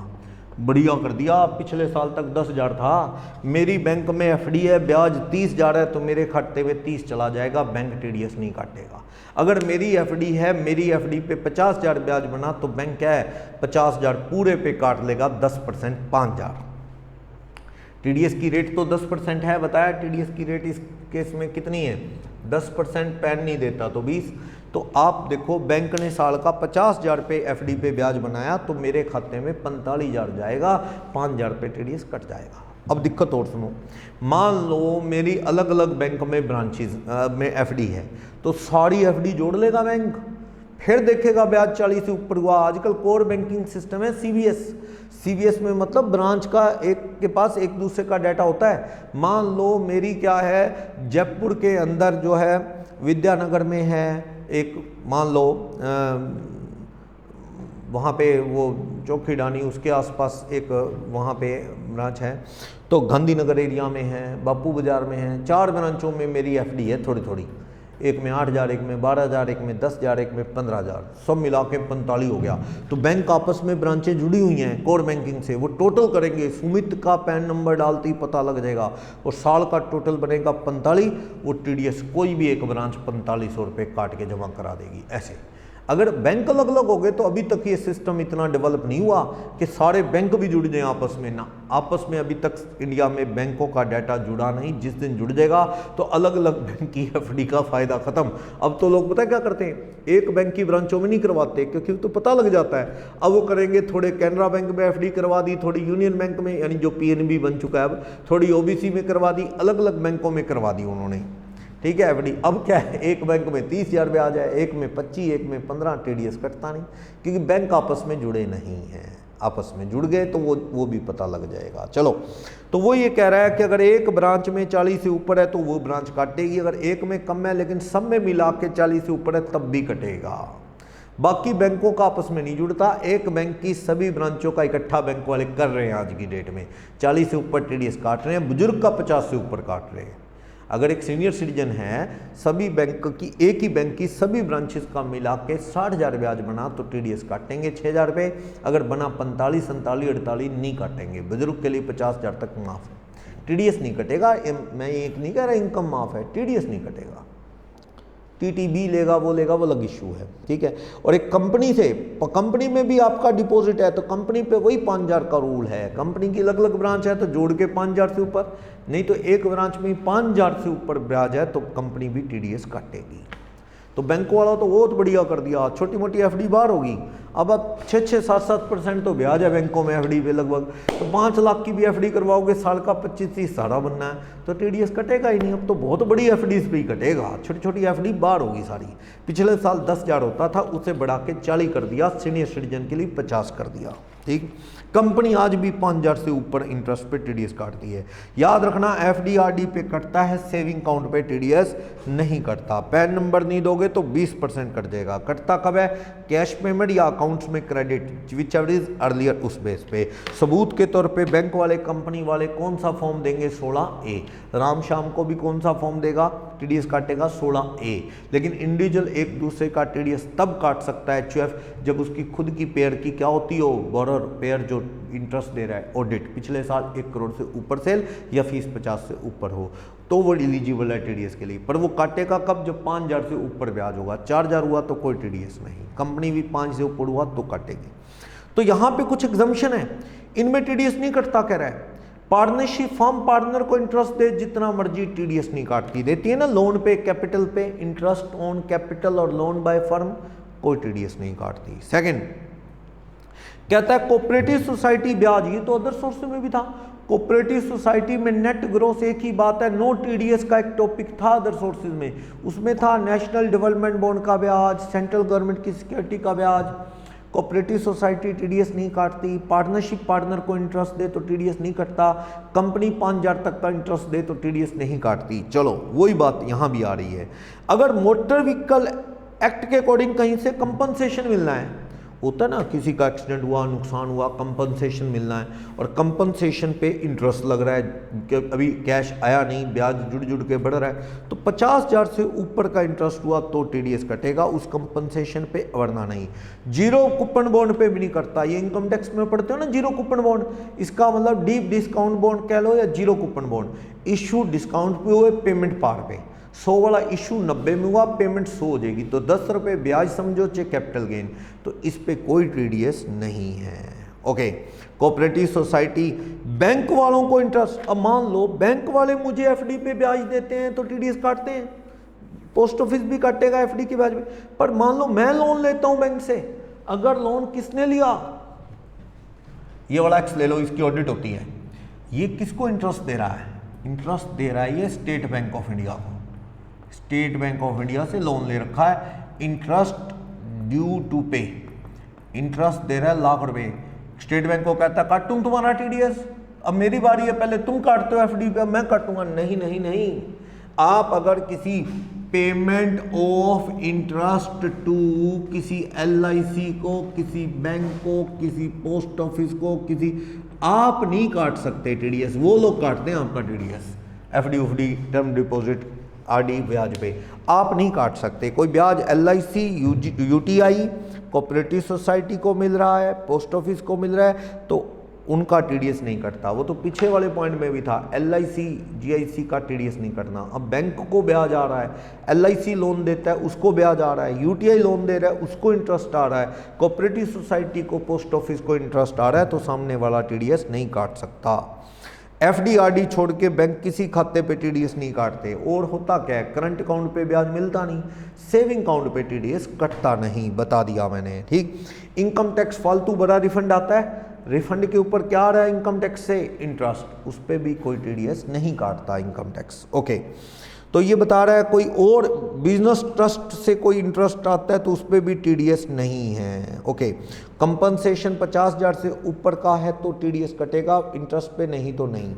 एक और बात, ज्वाइंट नेम से अकाउंट है, कई बार एफडी है, एफडी ज्वाइंट अकाउंट के है, ये FD x and Mrs x के नाम है, एफडी, बैंक एफडी इन पंजाब नेशनल बैंक, और इंटरेस्ट कितना बनता है साल का? 70,000, तो टीडीएस काटना चाहिए 7,000। पर ये एफडी ज्वाइंट है तो क्या 35-35 मानने? ना ना ना, ऐसे नहीं होगा। बैंक को कुछ नहीं इंस्ट्रक्शन देने पे बैंक क्या मानेगा?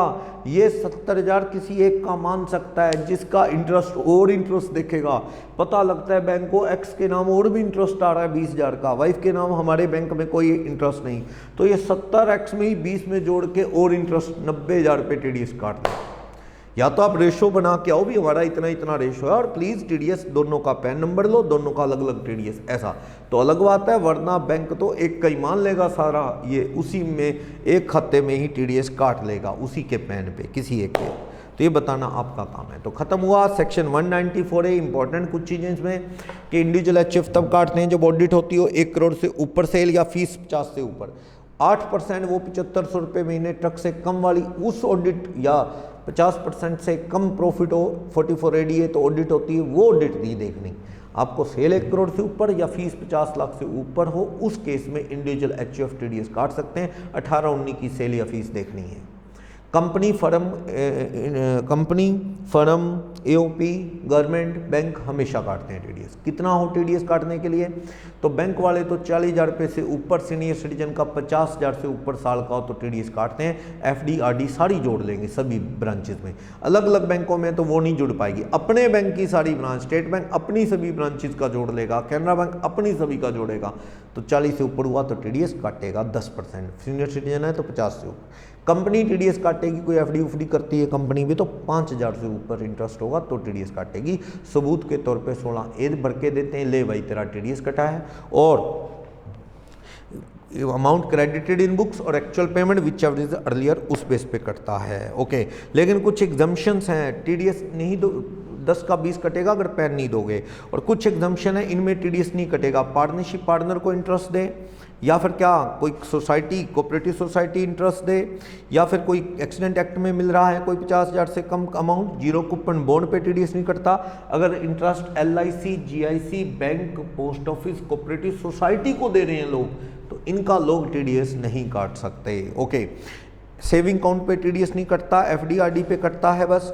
इंटरेस्ट इनकम टैक्स रिफंड पे टीडीएस नहीं है। ओके, तो ये ज्वाइंट नेम है तो किसी एक का ही मान के काट लेंगे अगर कोई इंस्ट्रक्शन नहीं है तो। ठीक, अब आप इसको क्लियर करने के लिए क्वेश्चन नंबर 7 देख लो तो सेक्शन 194A आपको अच्छे से क्लियर हो जाएगा। क्या है सेक्शन 194A इलस्ट्रेशन 7 क्या कह रहा है?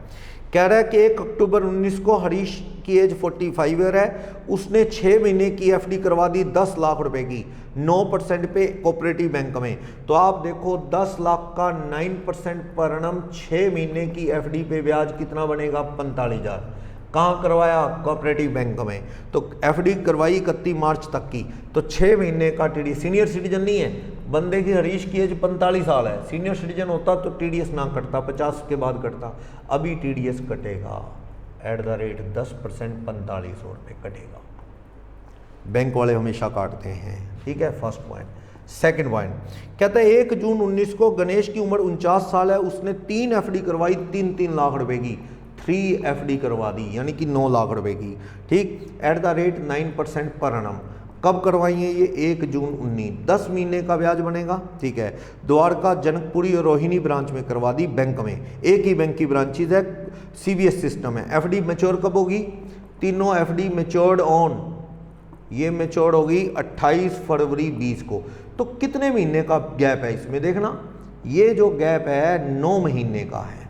देख लो ध्यान से, अप्रैल में गया, लास्ट में मार्च गया, तो अप्रैल छोड़ दो, मई का ब्याज नहीं, और लास्ट में मार्च का ब्याज नहीं, मार्च 20 का, ये 19 और ये 19, ये छोड़ दो, 9 महीने का ब्याज।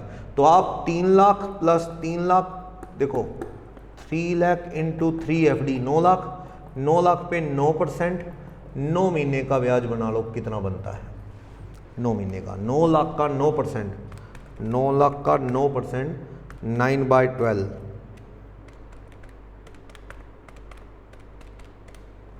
60,750 बनता है टोटल इंटरेस्ट सभी ब्रांचेस का। 3 एफडी एक ही बैंक की है, तो टीडीएस कितना काटेंगे बैंक वाले? 10%, 6,075 रुपये काट लेंगे टीडीएस। अगर पैन नहीं दोगे तो फिर ज़्यादा भी काट सकते हैं। ठीक है, थर्ड पॉइंट, 1/4/19 को राजेश 55 साल का है, एफडी आरडी करवा दी, हर महीने जा रहे हैं, हर महीने 80-80 हज़ार जा रहे हैं, यानी कि आपके 1/4/19 को जा रहे हैं कितने पैसे? 80,000। फिर आपके कितने जा रहे हैं थर्ड पॉइंट में? क्वेश्चन नंबर 7 का थर्ड पॉइंट। फिर 1 मई 19 को जा रहे हैं 80, फिर इसी तरह से 1 जून 19 को जा रहे हैं 80, धीरे धीरे हर महीने जाएंगे, 1 मार्च 20 को भी जाएंगे 80, इस तरह से 80-80 जाने, इस पे 12 महीने का ब्याज, इस पे 11 महीने का, इसके ऊपर 10 महीने का, इस तरह। तो आप इसका इंटरेस्ट कैलकुलेट कर लेना, हमें सोल्व करके दे रहा है 41,600 बनता है। इस पे टीडीएस कटेगा, हाँ टीडीएस कटेगा 10%, 4160। आरडी पे भी टीडीएस कटता है, इसमें कोई डाउट नहीं है, ठीक। और ये इंटरेस्ट 40,000 से ऊपर बन रहा है, 40,000 से कम बनता तो ये भी बच जाता, ये भी 40 से ऊपर है, ये भी 40, या उम्र बंदे की होती 60 से ऊपर तो ये दोनों तो बच जाते टीडीएस, क्योंकि सीनियर सिटीजन में 50,000 तक टीडीएस नहीं कटता। पढ़ लोगे तो ये सेक्शन पढ़ लो, कल आप इसे और आगे कंटिन्यू करेंगे टीडीएस के टॉपिक को। Thank you.